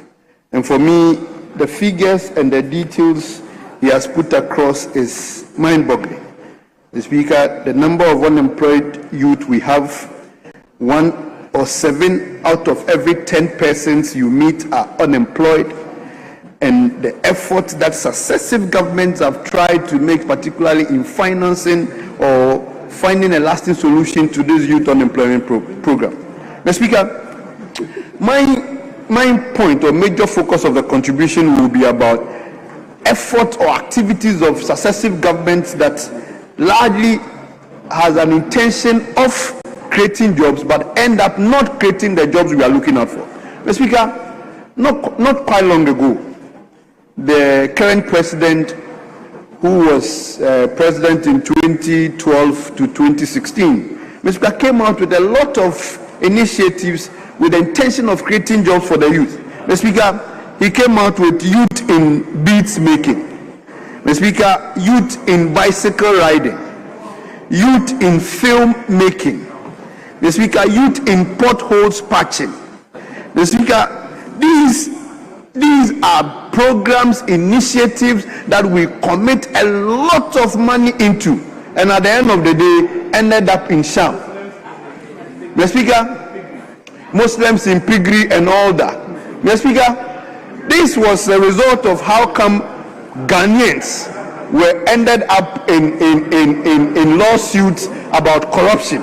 Mr. Speaker, so my point is clear. Today, my good brother is talking about YEA. Mr. Speaker, the State of Nation address. Mr. Speaker, the State of Nation address that the President John Dramani Mahama was here, made mention about 89,000 youth has been engaged in various modules. Mr. Speaker, as at the time he was making that State of the Nation address, the CEO of the YEA has not even been in office. Mr. Speaker, in 2016, when the president again came here to make a statement before us, he again mentioned that he has instructed that the YEA program be reviewed to avoid duplications. Mr. Speaker, my point is clear that we cannot overly, as government, as a country, be implementing programs, activities, initiatives that will end up coming back to the same cycle without creating lasting and permanent jobs for our youth. Mr. Speaker, it is as if our youth are beginning to be the point at which we tell them anything and then they fall for us to win elections. Mr. Speaker, not long ago, the president of this country went to Winneba, and then behind him was a big wall clock. The Speaker telling everybody that he's going to create a 1-3-3 job, that Amma will go to work in the morning and close in the afternoon. Kofi will go in the afternoon, 8-hour shift and close. Then Kwame takes over and come the next day, 3-3-3, to curb the issue of unemployment in this country. The Speaker, now we are here. 2025 is gone. 2026, the best they have done about the 1-3-3 initiative is to create an authority which in itself closes at 4 o'clock. Mr. Speaker, this is how we have over the years used our youth as a chaskele board. We play with them, we talk with their emotions. Mr. Speaker, we ride on them, we gain the popularity, win elections, and do not do anything about them. Mr. Speaker, the financing of the youth must be something that we should be very, very interested in. And Mr. Speaker, it is not about rhetorics. It should be about commitment to ensuring that the teeming member of our society who are young and unemployed must be given some work and job to do. Mr. Speaker, we now have John Mahama again as the president. I am only cautioning that the youth in potholes patching, the youth in beads making, the youth in bicycle riding, the youth in the Muslims in piggery should not be repeated again. We are seeing some clear we are seeing some clear signs with the the Jumeirah. The Speaker, we are only hearing that 2,000 of them have been trained. Even them, they have not been able to equip them or tool them to go and work. The Speaker, the conclusion.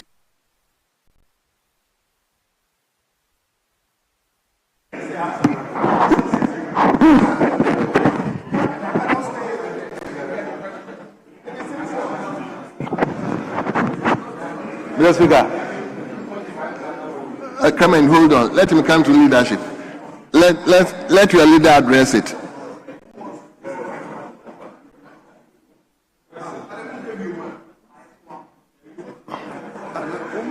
Thank you, Mr. Speaker, and thank you, the Honorable Minority Leader. So, the minority leadership, I presume, has yielded to. But nobody spoke from your end. Yes. Mr. Speaker, let me commend the maker of the statement for bringing such an important matter to the House's attention. Mr. Speaker, I think what is happening in the country is pretending to be creating jobs for the young people, when in actual sense, it's like an Instagram kind of situation where you are made to believe something is being done, but not being done. The Speaker, again, if you look at the allocation from the DACF and to that of the NYA and that of the YEA, is worrying. Already the 10%, 5%, they are struggling to even release them. Now you have these institutions also struggling to even cope with the burden that they come face to face with all the time. So, Speaker, even the structural arrangement of even the YEA is problematic. A situation where you have young people being recruited and employed for 2 years. After 2 years, they are made to exit the program and we recruit another young group of people to be employed for 2 years. So clearly, it's a recycle of unemployment situation that we have in our country. Much more scary, Mr. Speaker, is the recent Ghana Statistical Service report, where in Greater Accra alone, 1 out of 2 young people that you meet remain unemployed. Mr. Speaker, that is very scary. And if in the midst of all this, you have government not having a coordinated strategy to employ young people, it gives us cause to worry. Again, let me buttress the point of my colleague that this settings arrangement of 133 or 3 people working around a 24-hour clock, it is clear that it's not going to work. For a year now, what they have established is a secretariat. The secretariat themselves, they are telling you they aim to recruit people. Mr. Speaker, so again, when you are at a point in time, I don't know why my senior Vandal colleague was upset when my colleague mentioned the Muslims in Pigri. Here in this chamber, the President of the Republic said, oh, he was showcasing people that they had employed. And said Amina had been given some support to go into Pigri. Amina was a practicing and is still a practicing Muslim. So when they say Muslims in Pigri, you created it. You created it. Mr. Speaker, subsequent to that, you also have a situation where Mr. President comes to us in this chamber and tells us that as part of the big push, and in the same budget statement of the President of the Republic, they are telling us they are going to create about 800,000 jobs through the big push. Greater percentage of this 800,000 jobs is by day work, in inverted commas. People going to carry water, fetch water, carry concrete, and all. After 6 months, 7 months, then they are back to square one. That is not the kind of jobs that President Mahama and the NDC promised us when they were campaigning in 2024. We believe that the lip service period is over. The honeymoon now, it is clear, it's over. Eyes clear. Let's get to the realities on the ground. We're still looking forward to. Recently, Mr. Speaker, my very good friend and brother, Fellow Squacho Fosu said last year they were going to even establish 600 chips compound. That could have employed many young people. A year down the line, you ask him and he tells you it's not his policy, it's that of government policy. So, Mr. Speaker, the situation we have, it's a very serious matter, and we expect our colleagues on the other side to attach seriousness to the issues of unemployment. Now the issue of security recruitment. Over 500,000 young people were convinced, let me put it that way, were convinced that they were going to get jobs. Pay 200 cedis, 500,000 people, then you knew that you were going to only recruit 5,000 people. 100 million cedis, nicely accrued, I won't say pocketed, but to the disadvantage of the young people. We want to see much more seriousness from our colleagues, Mr. Speaker. Thank you for the opportunity. Yes, majority leadership. Mr. Speaker, thank you very much for the opportunity to comment on the statement made by my good friend Honorable Kabiru. Mr. Speaker, the maker of the statement is a Muslim, and he sat down quietly for numbers of OJ to tell all of us that there was a program called Muslim in Piggy. And we are laughing. And Mr. Speaker, our brothers and sisters are in the fasting season, Ramadan, and we are here making mockery of them. We never had any program called Muslim in Piggy. So, Mr. Speaker, that statement should be expelled from the records. Unless he can prove to us that we implemented a program called Muslim in Piggy. So if somebody mentioned Amina, does it mean that every Amina is a Muslim? How can you conclude that? I was in this house when that statement was made. So if you mention Amina or Siaka, it doesn't mean that person is a Muslim. Mr. Speaker, the statement is revealing certain things to us. Ahmed is a pastor. And I thank Honorable Kabiru for telling us this story. Because he used to work at the office of the former vice president. And he's telling us that between 2020 and 2024, instead of DACF ceding 5% to NYA, they only gave them 2.8%. And I watch. Instead of giving YEA 10%, they gave them 5.8%. Meanwhile, between 2017 and 2019, they received 400 million Ghana cedis. What did they use that money for?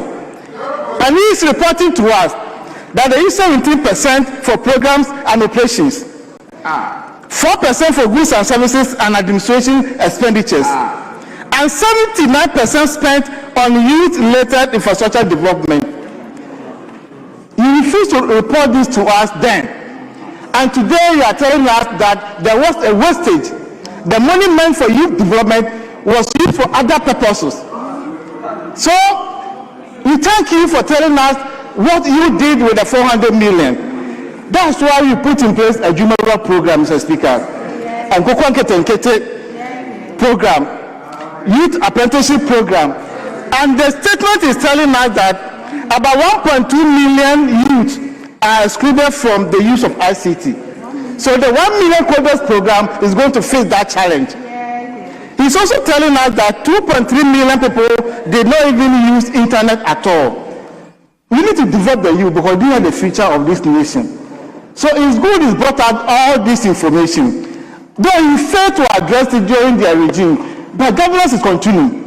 This government is taking steps to make sure that we put the youth at a proper place so that they can get meaningful work to do. We are just 14 months in office. So what you could not face, this administration is going to face so that the youth will have hope. Because when we are not there, they are going to take over from us. So we thank you very much for bringing out this issue because between 15 and 35 years, these are the people who are having this challenge. We need to deal with it. And the government is not complaining. The government is taking steps to face what you could not face. So, Mr. Speaker, we thank you for bringing up the problem they created, but the youth are the youth of this nation. We'll make sure the right thing is done so that the youth will get a better future to help us develop this nation. I thank you very much for the opportunity. Thank you very much. Honorable members, we turn to F. Speaker, with your leave, I would want to humbly apply for a variation of the proceedings to enable us go to page 37 of today's order paper and deal with item 57. Mr. Speaker, item 57 is a private member's motion anchored on Article 103 of the 1992 Constitution and orders 204, 212, 213, 262, and 263. No, I'm not moving. No, I'm not moving. I'm asking for leave, and I need to explain. Mr. Speaker, of the standing orders of Parliament, to establish an ad hoc committee to investigate the Gold for Reserve scheme, including its design, implementation, governance, financial performance, environmental and public health implication, and any related matters. Mr. Speaker, this motion has the following applicants: Kojo Ponkroma, Trinibua Kodua Foucault, Jerry Ahmed Shaib, Vincent Eko Asifua, and Fred Che Asamoah. Mr. Speaker, the motion was admitted by the Right Honorable Speaker as far back as 29th of December 2025, Mr. Speaker, and in the first Business Committee meeting, same was considered to be moved the very first week upon resumption. Mr. Speaker, upon my count, this is the 6th week since we resumed. We've had assurances upon assurances to take this motion. Mr. Speaker, last 2 weeks, we were promised that we're going to take it. It didn't happen. Again, this week, we pressed and we are assured by our friends opposite that the motion will be taken today. Mr. Speaker, our colleagues who are the applicants of this motion are ready. Mr. Speaker, this is parliamentary business. I think that the more motions delay on the order paper, the likelihood a certain impression being created on the minds of the public, as if in Parliament we cannot agree to proceed on something and dispense with same. Mr. Speaker, this is a matter that you will rule. No, I'm not moving, please. Eche, don't do this. Your leader is here. You relax. Relax. Yeah, sure. Yeah, but your leader is here. This is leader to leader. So you are not acting leader again. Use wait. Let me finish. Let me finish. No. So, Mr. Speaker, the issue here is, let us move our motion, debate it, and then the ruling is made. Mr. Speaker, when the ruling is not moving now. He's probably. Mr. Speaker, I must give you good reasons for you to know why this application is not being made in bad faith. Mr. Speaker, I shouldn't make a lame application. The grounds of my plaint must be well anchored, and that is exactly what I'm doing. Mr. Speaker, I am saying that we should be allowed to proceed, debate, and then you make a ruling on it. Once you make a ruling on it, we know that we are done with it. But Mr. Speaker, if week after week the motion is in there, and Mr. Speaker, there is even a second motion that has to do with the mass dismissal. When I check the date, it's even past a year. That motion was dated 5th of March 2025. Every week it appears in the order paper, and that is also here. It's been a year. The motion was moved, seconded, debate started, and it's been a year. We can't continue. Anytime we raise it, we are told that, okay, you wait next week, and it's past a year. Meanwhile, people have been dismissed. They expect Parliament to speak. So, Mr. Speaker, we pray that the majority should keep to their word. We all agree that today we'll take this motion, grant this leave for the applicant to move their motion, let them come with their counter issues, let's debate it, and Mr. Speaker should rule whether or not there should be a referral to a committee to escalate the matter. Mr. Speaker, I so submit, most humbly. Very well. Majority Leader, let me hear you.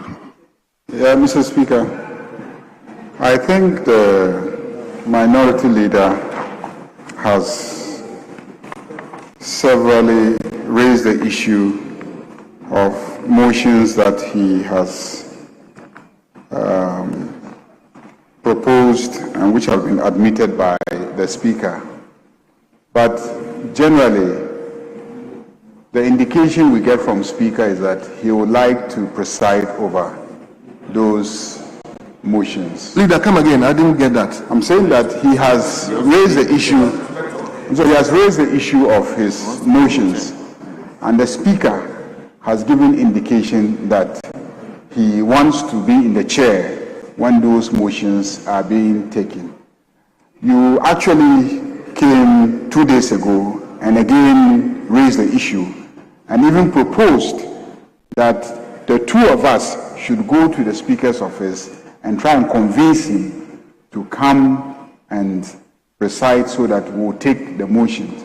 Just that we were not able to go and then see the Speaker.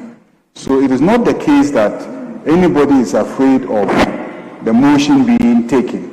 It's just the availability of Speaker himself to preside over those motions or to give an indication that his deputies should go ahead and take the motions. The motions that he's talking about are motions that I don't see how those motions are of any real value, because the issue in one of them is about the mass dismissal, which he mentioned. This was extensively debated in this House, and the Speaker ruled on it based on our own standing orders, which say that when a matter is in court, you cannot. Now you are saying that you are appealing against the decision of the Speaker on that matter. I don't see any new arguments that you are going to prefer. It's going to be the same thing. The case is still in court. The matter has not been withdrawn. The second issue that you want to raise, you say is about, gold board losses. We are ready for you because we have, reports that also show that gold board is doing so well, and every Ghanaian can feel how well gold board is doing. So it's not something we are afraid of. We are ready to discuss it. We are ready to debate it. So there's no issue of anybody being afraid to discuss anything, because there's nothing that you are going to say that you haven't said on radio and Ghanaians have heard. There's nothing that you are going to say in this chamber that you haven't said at a press conference. There's nothing earth-shattering about any new thing that you are going to say. But with all that, we have continued to exist with a stable cedi, a weakened dollar, and an inflation that continues to go down. So there's nothing new that we are going to say. There's nothing we are afraid of. But as I keep emphasizing, you and I have gotten indication from Speaker how he wants the matter treated. So all I can say is that let the speakers confer with the Speaker and let them decide when they want the motions taken. You are not the only one who has motions advertised. There are so many motions that have been advertised. Some are even in my name. But I'm not pushing because I see that the signals from the Speaker is that he doesn't want those ones taken now. So I plead with him that it is not the majority side, because the motions, I can assure you, like Idi Amin said, he will fight the British Empire with one hand tied behind him. So you can move your motion. I'll just unleash only, Honorable Felix Kwachi on you, and the matter would have been resolved in terms of the quality of the debate. So we're not afraid. We're not afraid. By the time I add, Honorable Suhini, the case will be clearly determined. And then if I add Chris, the matter will be finished. For gender balance. So we're not afraid. We're not afraid. And so I plead with you that let's work on Speaker and let's get Speaker to give indications to his deputies and direct them how to treat the motions that you have filed. Thank you, Mr. Speaker. Thank you very much. Speaker, I have listened carefully and attentively to the majority leader who responded to my application for leave to take motion number 57. Mr. Speaker, in his response to me, he talked about this inflation and dollar, CD, whatever. Mr. Speaker, what he failed to discuss was a huge unemployment situation. Mr. Speaker, the worsening Galamsey situation. The 506,000 who have applied for 5,000 jobs, that they are still losing money. Mr. Speaker, these are matters that he himself admits. Mr. Speaker, on the issue of indication from the Speaker, he is right. It is fair. Indeed, he and I agreed that we should go and see Speaker. But Mr. Speaker, that is in respect of motions 53 and 54. Those were motions that he had indicated. And I did the count, and it's been over a year. Mr. Speaker, currently, the motion that I'm talking about is motion 57. That is not part of the two that Mr. Speaker said he himself wants to take them. As for these two, when we were at conclave, the understanding with Speaker was that this one, we can have it today, Thursday. And Mr. Speaker, that was a week ago. So I agree with him that we had an understanding to see Speaker on 53 and 54. That is true. I will not, deny that fact. But I'm not pushing for those two to be moved. At least I want to exhaust that arrangement, gentleman agreement with him that we should see Speaker. I was expressing a view that since he will rule, at least he will rule based on record. So if he is not available, he should at least allow any of you to preside for us to conclude the debate. Then he can refer to the records and then do his ruling. That one, when we meet him, I will put forth that argument. But for the time being, I won't press what we have agreed to do. What I am talking about is the motion 57, which has to do with the Gold Board and Bank of Ghana situation. Mr. Speaker, the IMF report to us, to the country, is that there was 7 billion losses as at 31st December 2025. Mr. Speaker, and we need to debate this matter. Debate on radio is not debate in public records. Let us deal with this. Let there be a ruling. Then we know that, Mr. Speaker, the matter has been dealt with. So as for the motion I am making an application for, it is not one of the motions that Speaker has indicated that he himself wants to preside. In all fairness, and Majority Leader, I have been fair with the facts. I don't want us to say this and that. Look, I have Asafweje, he's there. I will not even unleash second timers. I am going to unleash the first timers to deal with your team. The first timers, I won't let second timers. John Taku is there. Mr. Speaker, you know we have the strikers. They are there. Lawyer Mia is there. Mr. Speaker, the first timers will deal with your team. So I don't have a problem. You can call your ministers to come. I know that you want to prepare and bring all your ministers to populate this chamber. We fear nothing. Mr. Speaker, we don't fear your numbers. We are mighty in our few numbers.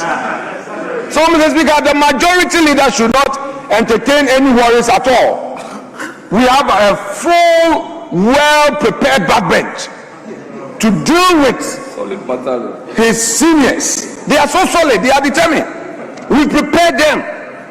And we know we'll make a compelling argument for Mr. Speaker to make a referral. Mr. Speaker, I end my case. Yes, Leader. Well, Mr. Speaker, as indicated, this is not a matter that we should take today. As for the IMF, I don't know if there are any rules in this house that say that whatever the IMF says is sacrosanct. I'm saying that I don't know if there's any rule in this house that says that it is enough to just stand here and say IMF says that this. Then that's all. Because we know that the practice has always been that the central bank is audited and there's an annual audit report that comes to Parliament. It is only when that audit report gets to this House and there's any confirmation of what is being alleged that we can also begin to look into it. Mr. Speaker, we know that My past life. under our constitution, the bank has a reporting obligation to Parliament. We know that. We could invite them and ask them questions. Indeed, we can ask the governor questions and he will be compelled to come to this chamber to come and answer those questions. Why do you choose a motion so that you can come and say anything that can undermine the central bank of the country? Why do you choose the option of a motion? And to say that we should form an ad hoc committee to look into what? To look into what? To look into what? What ad hoc committee? So, Mr. Speaker, clearly this is not a matter that this House should spend its time on. But you've got the motion. Speaker has admitted the motion. It's been advertised. What until Speaker gives an indication that he wants the motion taken. Read on 191. And our rules are very clear. Mr. Speaker, no, I've had the 191 waiting to be cited. The House shall allow 2 hours each Friday and any other day for the consideration of private members' bills and private members' motions. Despite Rule 1, the Speaker may extend the period beyond the 2 hours, having regard to the state of business in the House. We haven't really been doing this. And it is important for us to encourage a culture of private motions and then, having our 2 hours dedicated to the private motions. So, Mr. Speaker, I think let's deal with other, businesses that we were already on. We agreed that we'll try and exhaust the statement because many statements have been advertised. So if we try and exhaust the statements in the ensuing week, we can look at all the other issues. And indeed, if we confer at conclave and we agree on the date that we want to take this motion, it's so important that when you are debating a motion like this, it's important to have the central bank governor and his team sitting in the chamber so that they can hear the debate and etc. So if we fix the date, we can organize and make sure that the finance ministry, the gold board team, the central bank, all stakeholders are with us here so that we can debate the issues and then really, determine what the facts are and not the allegations that are here being bandied around. So, Mr. Speaker, I think we should continue with the business of the Minority Leader, I think your application will be put on hold for today. This morning I was at the pre-sitting discussion, and actually we didn't discuss this.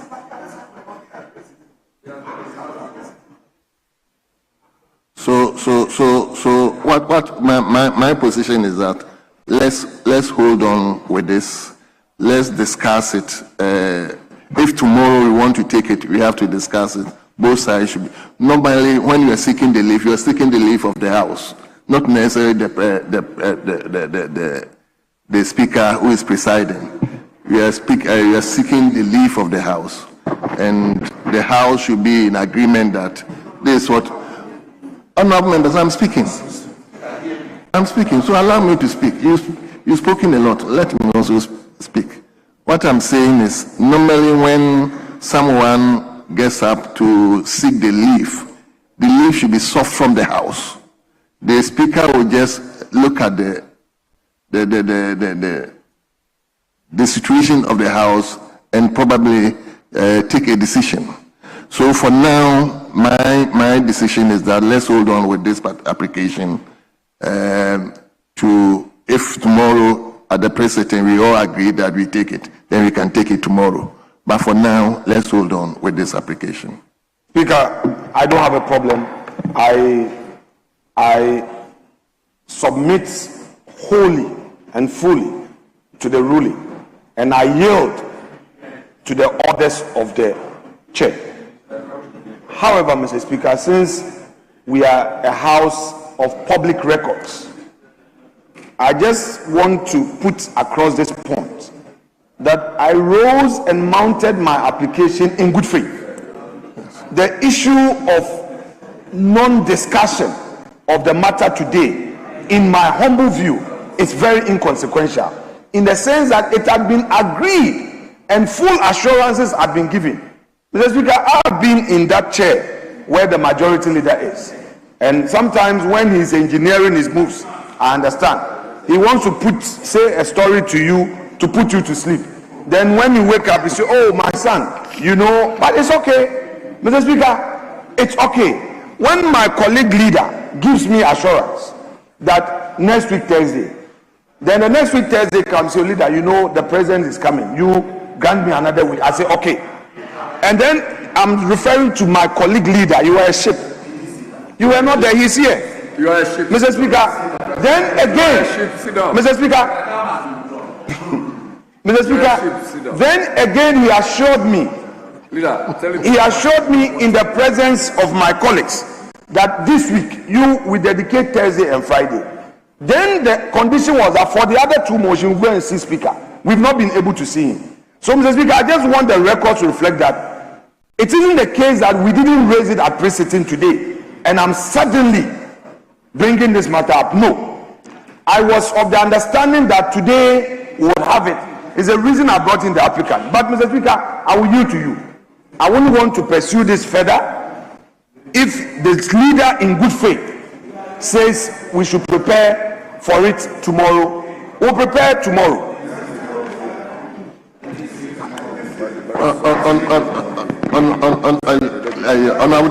Please.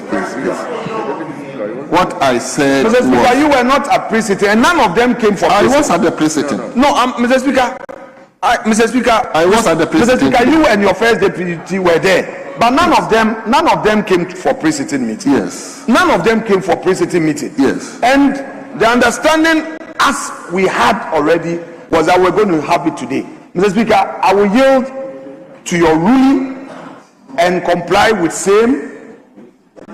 But I have an understanding from the majority leader that we will take this thing tomorrow. Mr. Speaker, but so then, Mr. Speaker, therefore, Mr. Speaker, does that mean that the minority's motion must be at the whims and caprices of the majority? Yes. Is that the super majority approach, that when we have a motion, until they so direct, we cannot have it? No, Mr. Speaker, is that what the majority leader is telling the minority? I don't think that is the issue. What I said, leader, what I said was, when we are coming to discuss matters like this, it's better that in the morning, before we proceed into the chamber, we agree that today we will take this. So that is my position, so that both sides will be in agreement that this is the way we are going to go.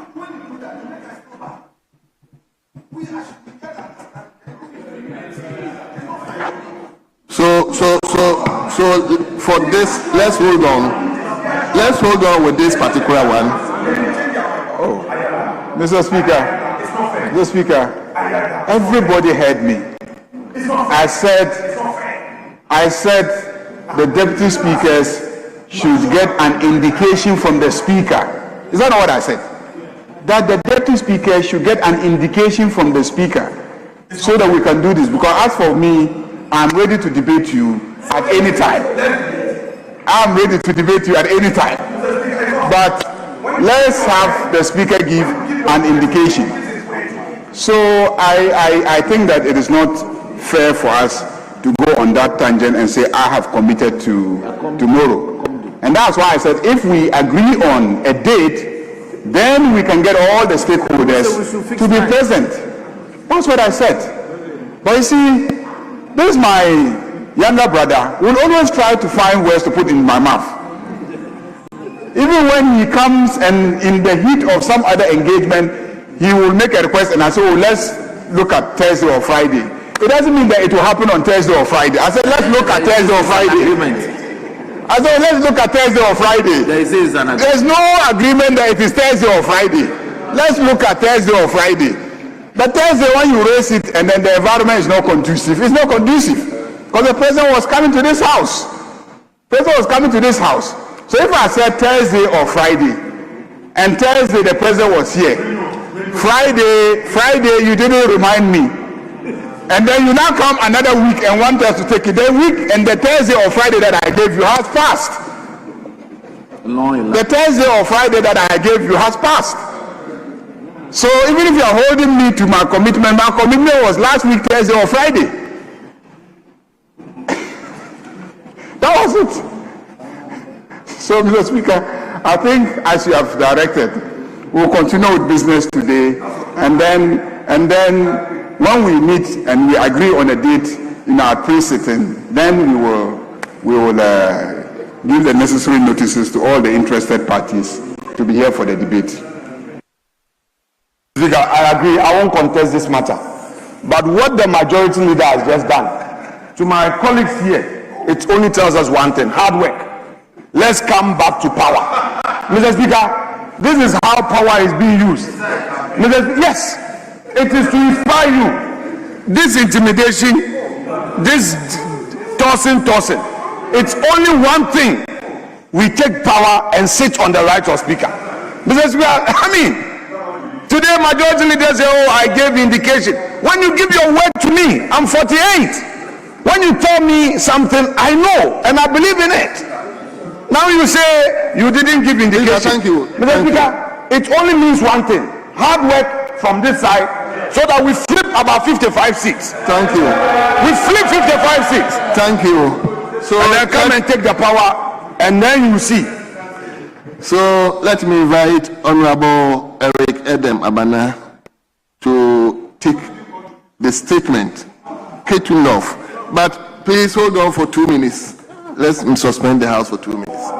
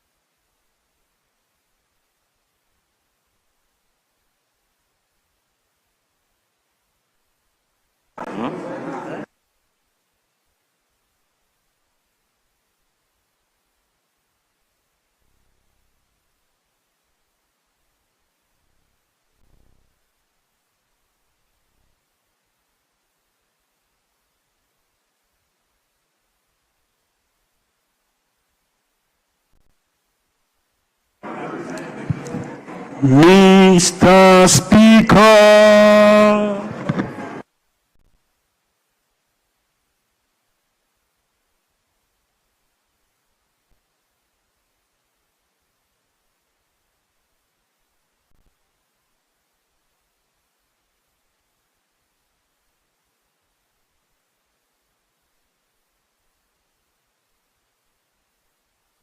Thank you so much for your indulgence. Honorable Eric Abena, please. Yeah. The floor is yours now. Thank you, Mr. Speaker, for the opportunity to make this statement on the need to upgrade the Ohavu Agricultural College into a fully fledged agricultural university. Mr. Speaker, I rise to draw the attention of this House to the strategic national importance and urgent development needs of Ohavu Agricultural College, one of the 6 agriculture-focused institutions of higher learning in Ghana. Established in 1965, Mr. Speaker, the Ohavu Agricultural College remains the only agricultural college serving the Volta and Oti regions and is one of the 5 national agricultural colleges under the Ministry of Food and Agriculture. For nearly 6 decades, it has trained the backbone of Ghana's middle-level agricultural workforce. Its graduates serve as agricultural extension officers, field technicians, livestock specialists, and agribusiness practitioners who support food security, livestock development, and rural livelihoods across the country. Mr. Speaker, the college is not only historically significant, it is strategically placed for expansion and modernization. It occupies over 450 hectares of land and maintains a dedicated staff of 44, serving a student population of 310. The chiefs and people of Apipe have further demonstrated commitment by expressing readiness to provide additional land to support the growth of the college.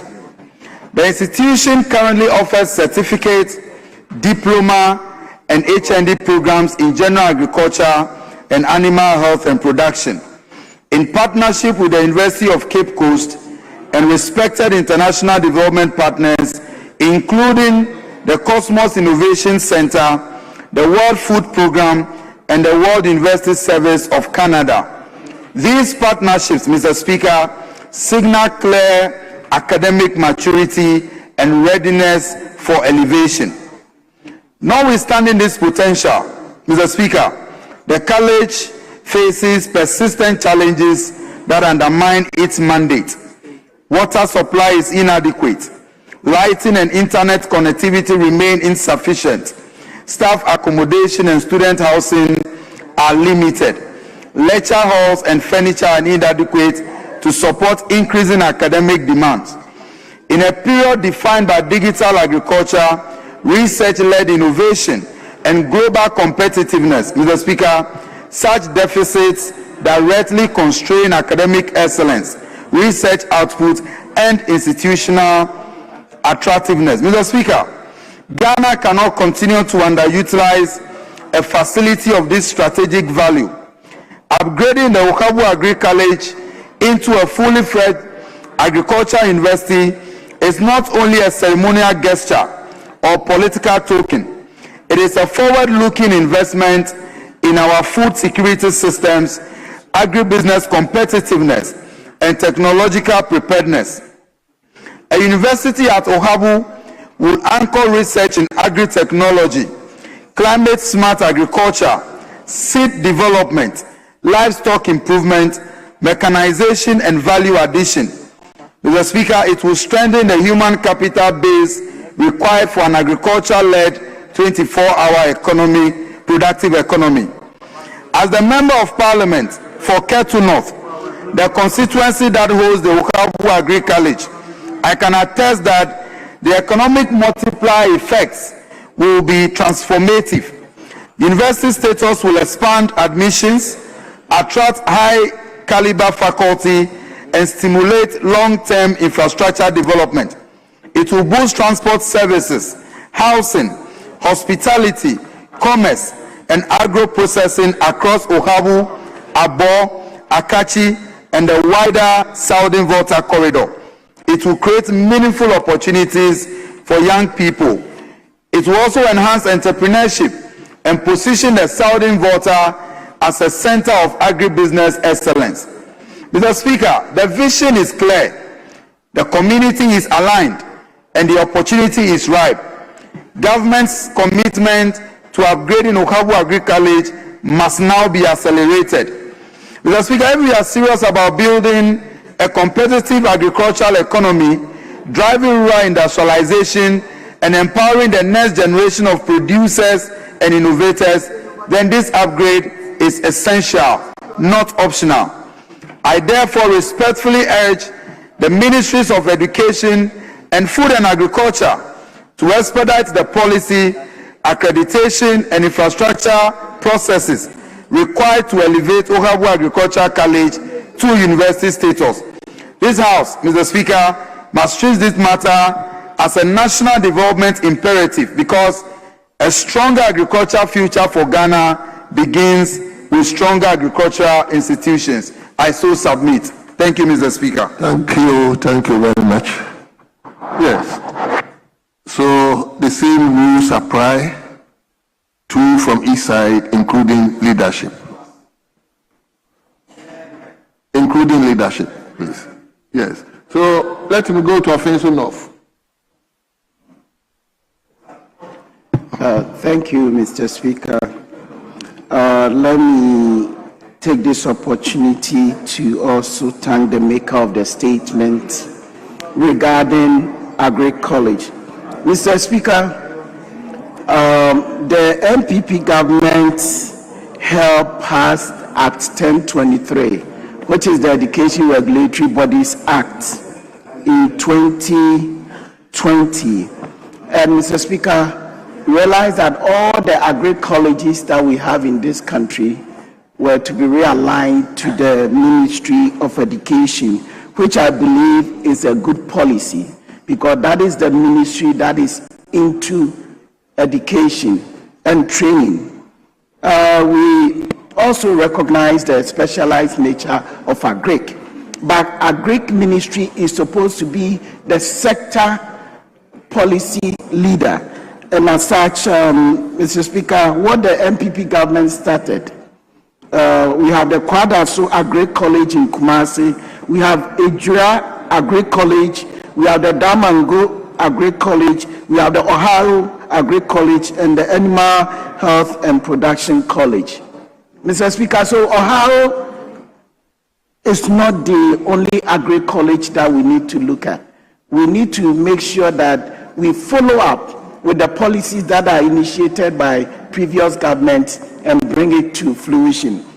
So now, as far as I'm concerned, the realignment of these agri colleges to the Ministry of Education has not been completed. So before we even think about upgrading an institution to a higher education status like a university on its own, we should first look at the realignment to make sure that this realignment happens. And it doesn't only happen for one college of agric, but all the 5 colleges of agric that were part of the Act 1023 Act.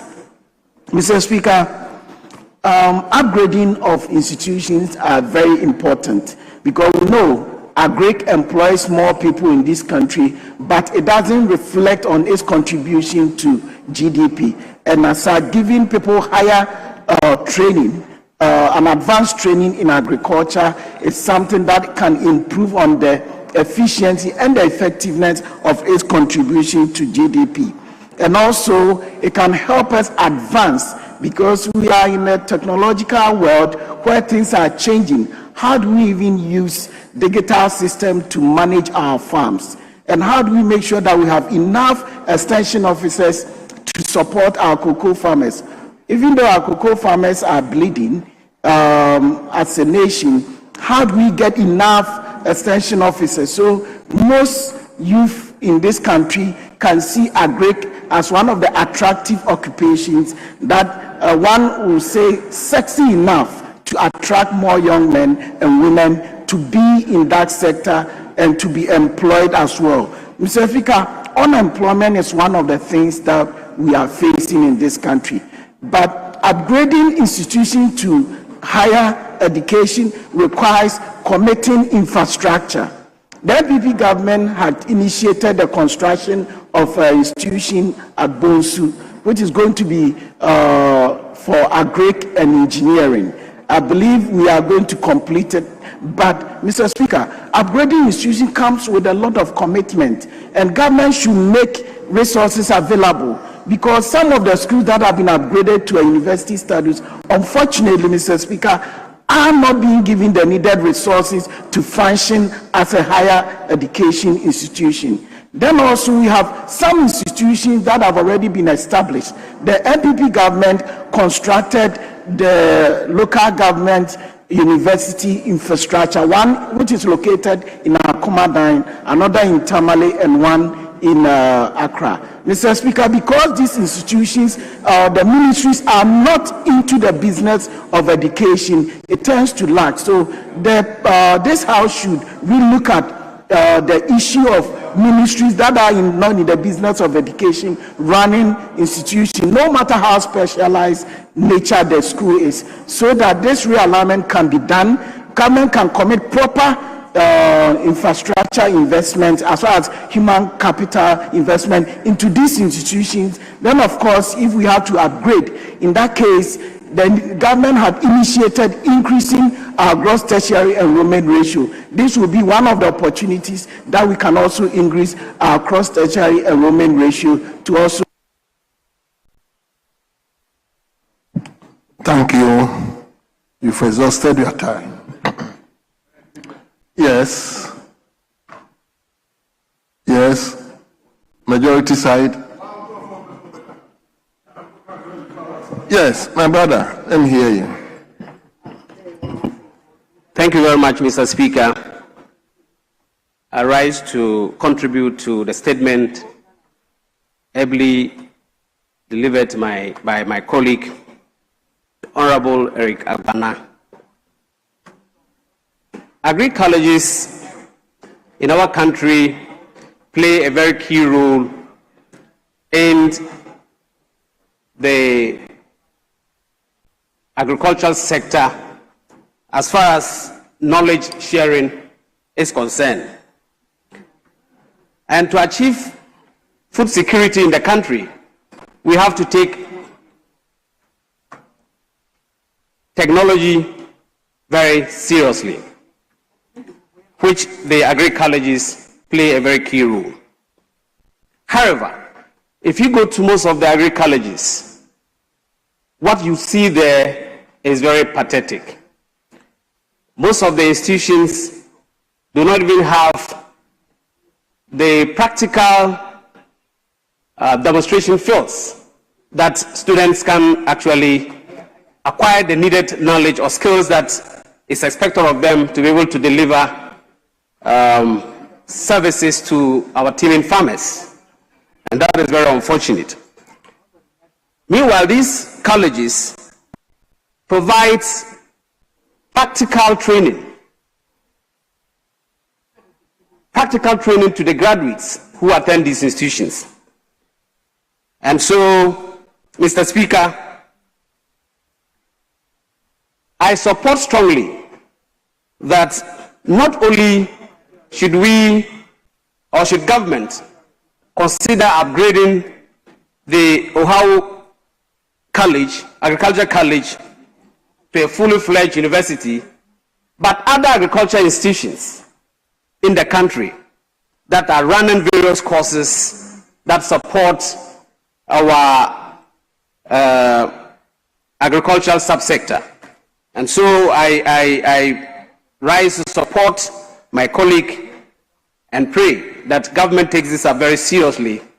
Once these institutions provide the needed knowledge that our farmers so much desire, we should, act as a matter of urgency, support the institutions with the needed logistics and upgrade so that they can provide best of services to our graduates who are churned out of these institutions so that they can provide best services to our farmers to promote agricultural production in the country.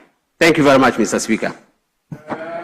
Thank you very much, Minority Leader. Speaker, let me first commend my colleague for this bold initiative, bringing an important matter of this nature to this House. Mr. Speaker, I've had the privilege of reading this statement. He brought me a copy, and particularly at paragraph 4 of the statement, he takes time to explain to us the challenges facing the institution. The Speaker, whatever he says here are facts. My dad, my biological dad, attended this school. He was one of the early students who studied at Ohawu Agricultural College.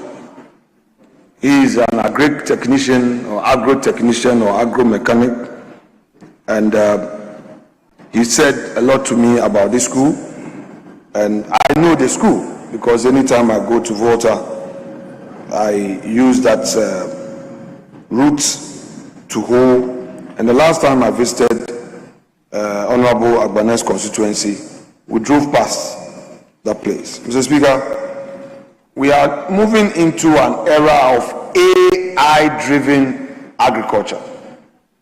It is sad that the whole of Ghana, we don't have any public university training our children on AI. There is no first degree program or a master's program that is powered by AI.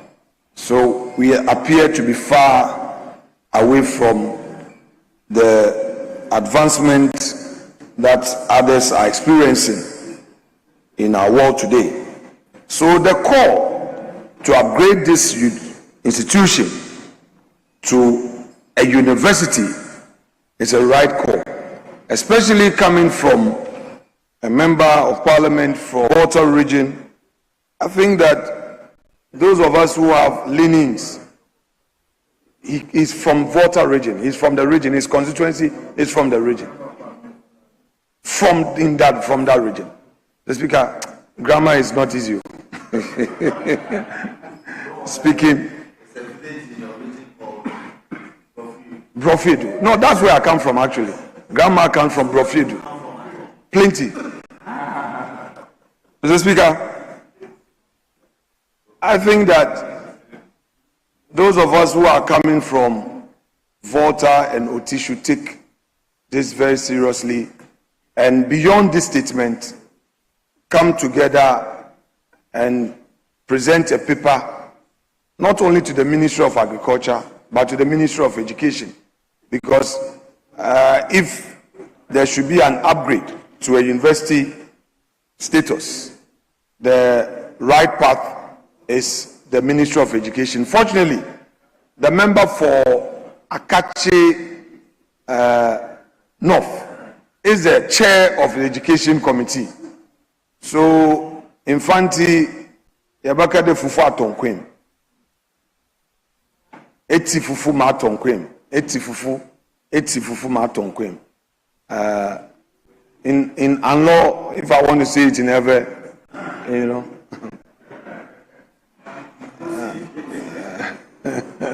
Mr. Speaker, that one I will do science. Mr. Speaker, there will be a better day for me tomorrow. No problem. Mr. Speaker, in other words, it's an opportune time for members from that part of the region to make a strong case. Because, Mr. Speaker, the agricultural potential in Volta region is very enormous, but we've not fully explored. Farmers have not received the needed support.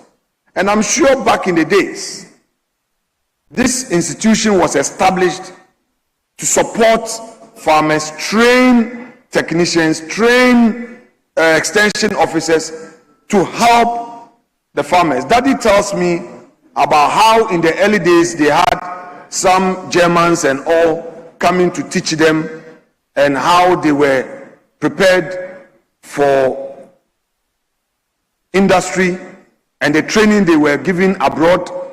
And leaders have more than 5 minutes. I think they put me off.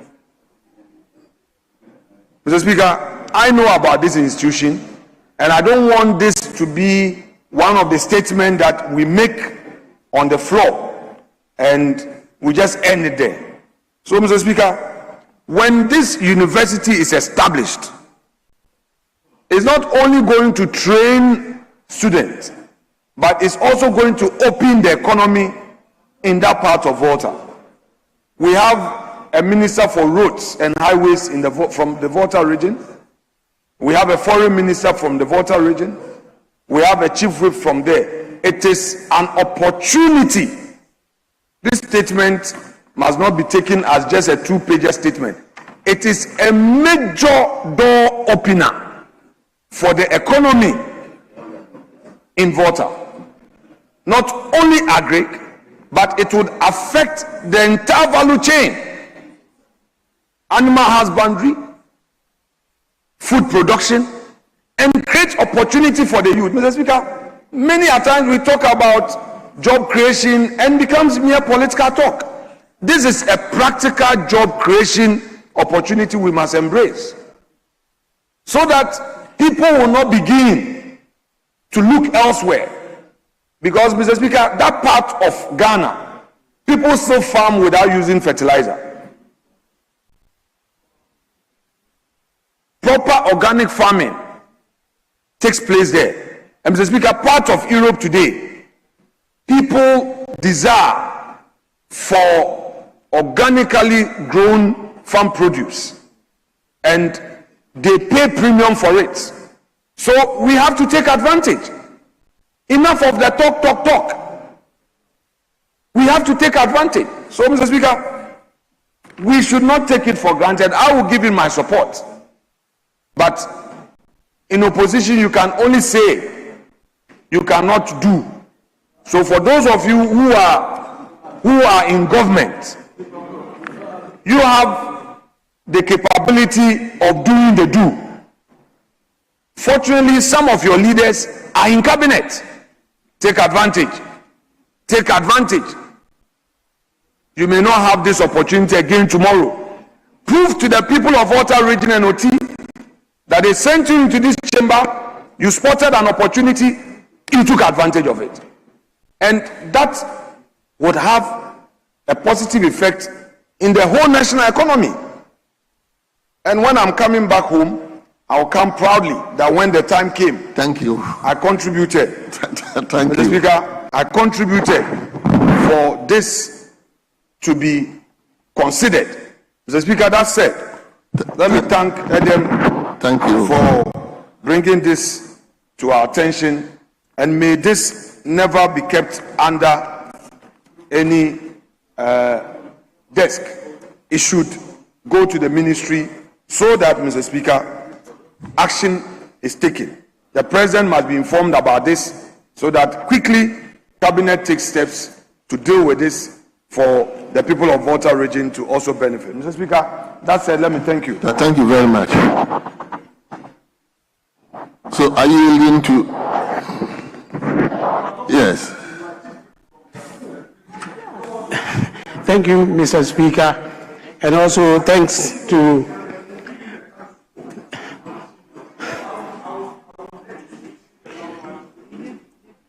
Thank you, Mr. Speaker, and thanks to the Majority Chief Whip for giving me the opportunity to stand in his stead to express my comments on the able statement made by Honorable Eric Edem Agbana on the upgrading of the Ohio Agri College into a full-fledged university.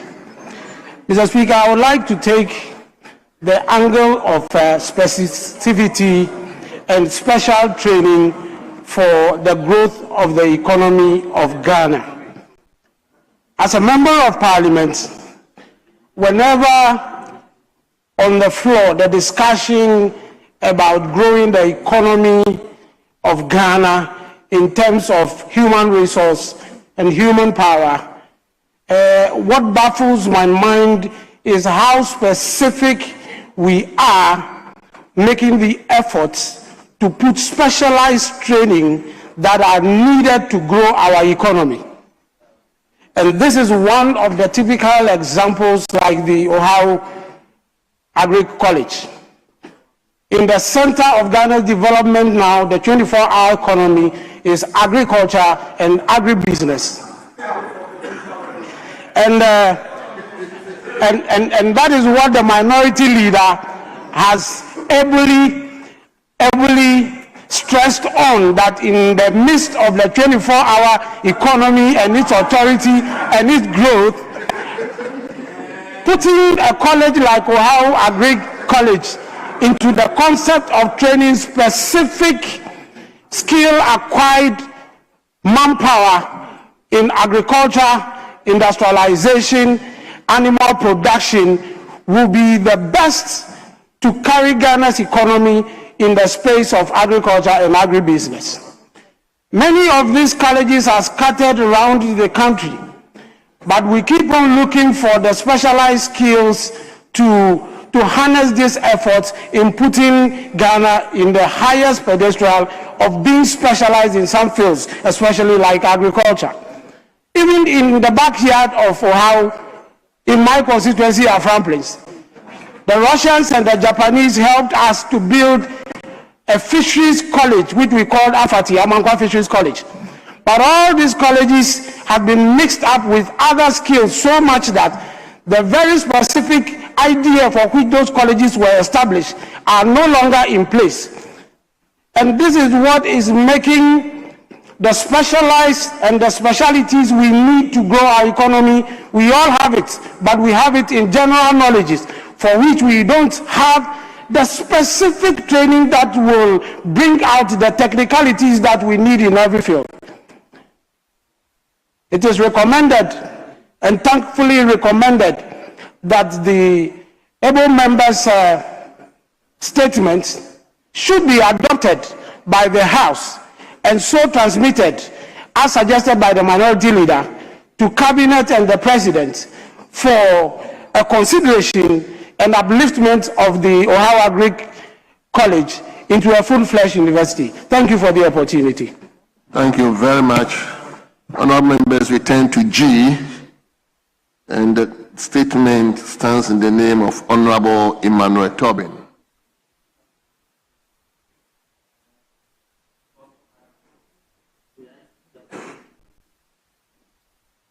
Hold on, Honourable. Yes.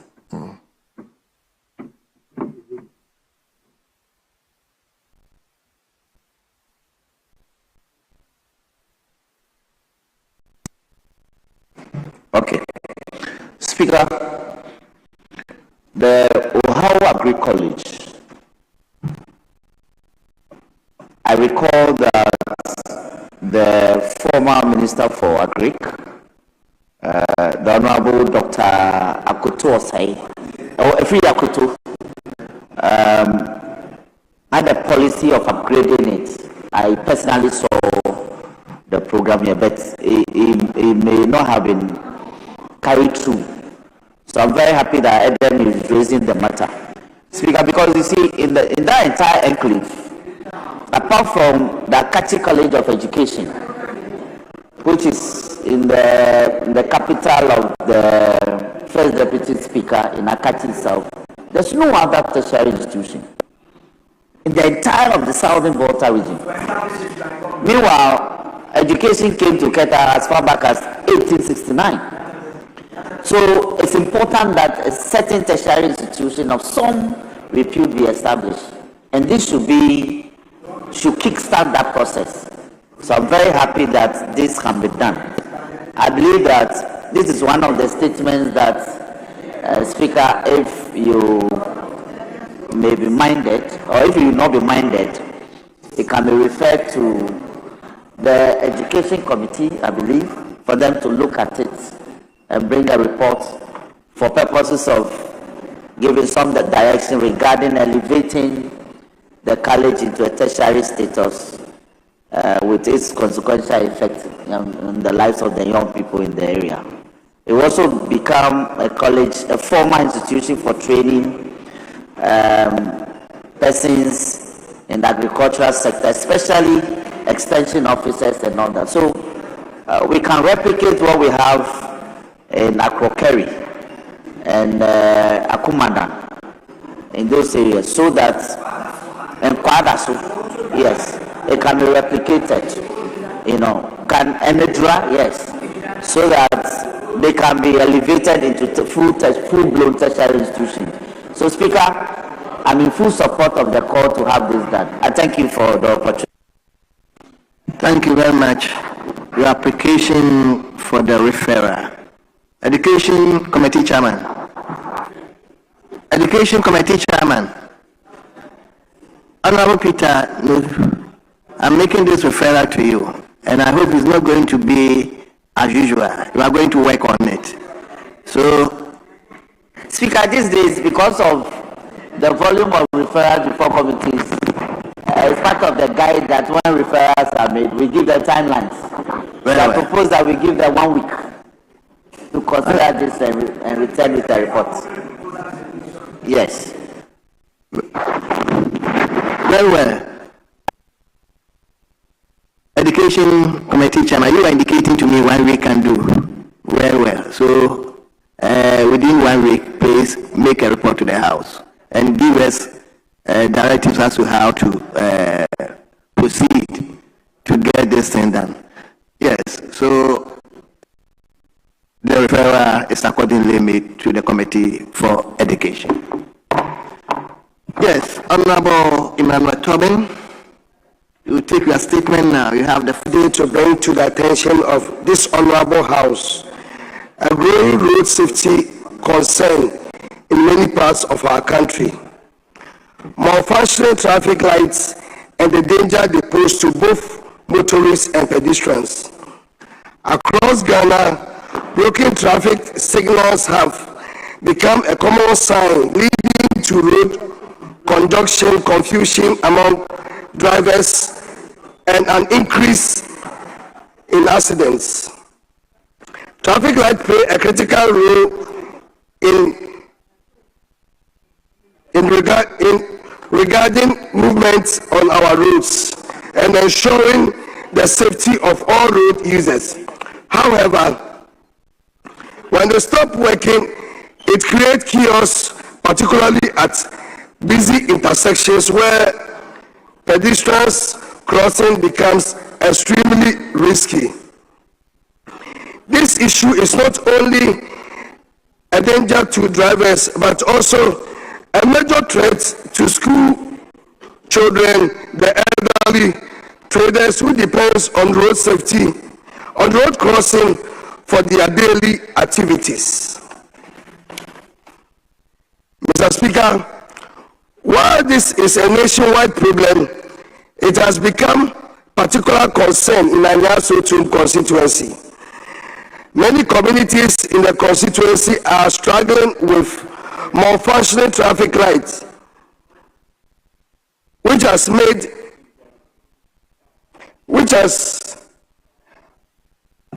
have led to frequent accidents and traffic conjunctions. In addition, recent demonstration by residents of Awoshi, Abantia, and Anya Last Stop highlights the frustration of the people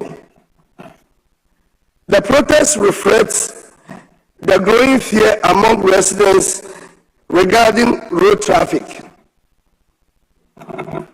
Mr. Speaker, especially for school children and pedestrians who struggle to cross busy roads due to speedy vehicles and the lack of proper traffic control.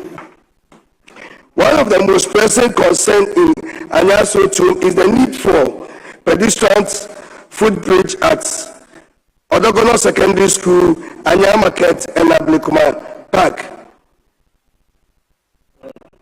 These areas are known for high traffic volumes, making it extremely difficult for pedestrians to cross safely.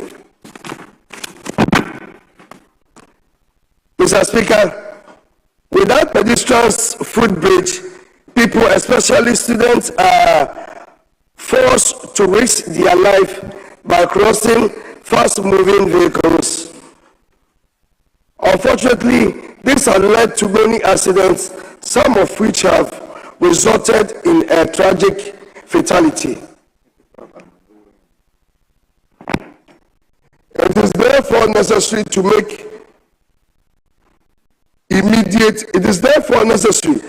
take immediate steps to ensure pedestrian safety in these high-risk zones.